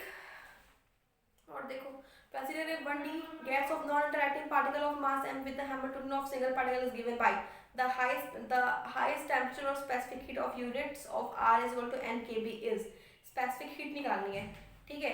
जब specific heat निकालने के लिए आप मुझे बताओ, ये जिसको जब आप सॉल्व करोगे, जैसे मैंने अभी आपको बताया था, तो इसका क्या आ जाएगा, n kT by 2 और इसका n kT by 2, दोनों को मिला दो, इसका मतलब n kT, ठीक है। अब n kT को cv by ct, cv is equal to del you by del t में इसको डिफरेंशिएट करो, ठीक है, इस पर डिफरेंशिएट होगा, तुम्हारा कितना आ जाएगा, एन के टी, एन के, ठीक है। और वैसे specific heat non interacting particles के लिए 2D में ऑलवेज होता है 2, इसका फॉर्मूला है, तुमको भी हम लिखवा देते हैं, रुको हम लिखवा देते हैं इसका फॉर्मूला एक, तुम लोग को ईजी होगा चीज़ों को समझने में, तुम लोग को ऑलवेज जैसे जैसे तुम लोग लिखते जाओगे ना, तुम लोग को क्लियर होगा। देखो मैंने लिख करके रखा है, देखो थोड़ा सा ये इंपॉर्टेंट है, इसको तुम लोग कहीं बॉक्स अप करके लेके चलो लिख करके। देखो होता क्या है, अगर आपका सीपी आपको निकालना है, इसका फॉर्मूला होता है ft by 2 plus fr by 2 plus fv plus 1 into kb, ये होता है, ठीक है। अब at low temperature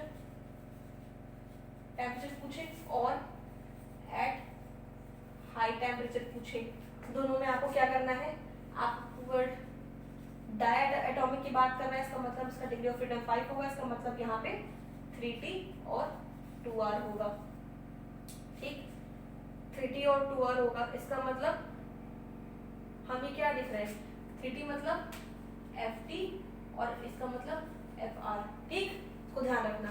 at low temperature ये होता है 7 और ये होता है 3t 2r इंटू 1v, ये होता है, मतलब इसका ft हो गया, ये fr हो गया, इसका मतलब ये fv हो गया, ठीक, फॉर्मूले के हिसाब से ध्यान रखो। अगर यहाँ पे ट्राइटोमिक की बात कर रहा है, ट्राइटोमिक लीनियर होगा, ठीक है, तो ये होता है 7 और 3t 2r 2v, इसमें ये होता है 9 डिग्री ऑफ फ्रीडम, और ये आपका निकल के आता है 3r 2t 4b। ठीक, अच्छा ट्राइएटॉमिक मॉलिक्यूल अगर नॉन लीनियर हुए तो तुम्हारा क्या निकल के आ जाएगा 7 और 3t 3r 1b। ठीक, और तुम्हारा निकल के आ जाएगा 9 एंड 3t 3r 3b। ठीक, ये निकल के आ जाएगा तुम्हारा। ऑलवेज स्पेसिफिक हीट में स्पेसिफिक हीट के क्वेश्चंस को निकालने के लिए ऑलवेज आप इसका इस्तेमाल करो। कोई लंबा लंबा चौड़ा डेरिवेशंस वगैरह मत क्रिएट करो। ठीक है, इससे तुम्हारे आराम से चीजें तुम्हारी निकल के आ जाएंगी। ठीक, अच्छा यहाँ पे देखो तुम्हारा वन डायमेंशन में बात करा है इसने, 1D में बात करा है। ठीक, अच्छा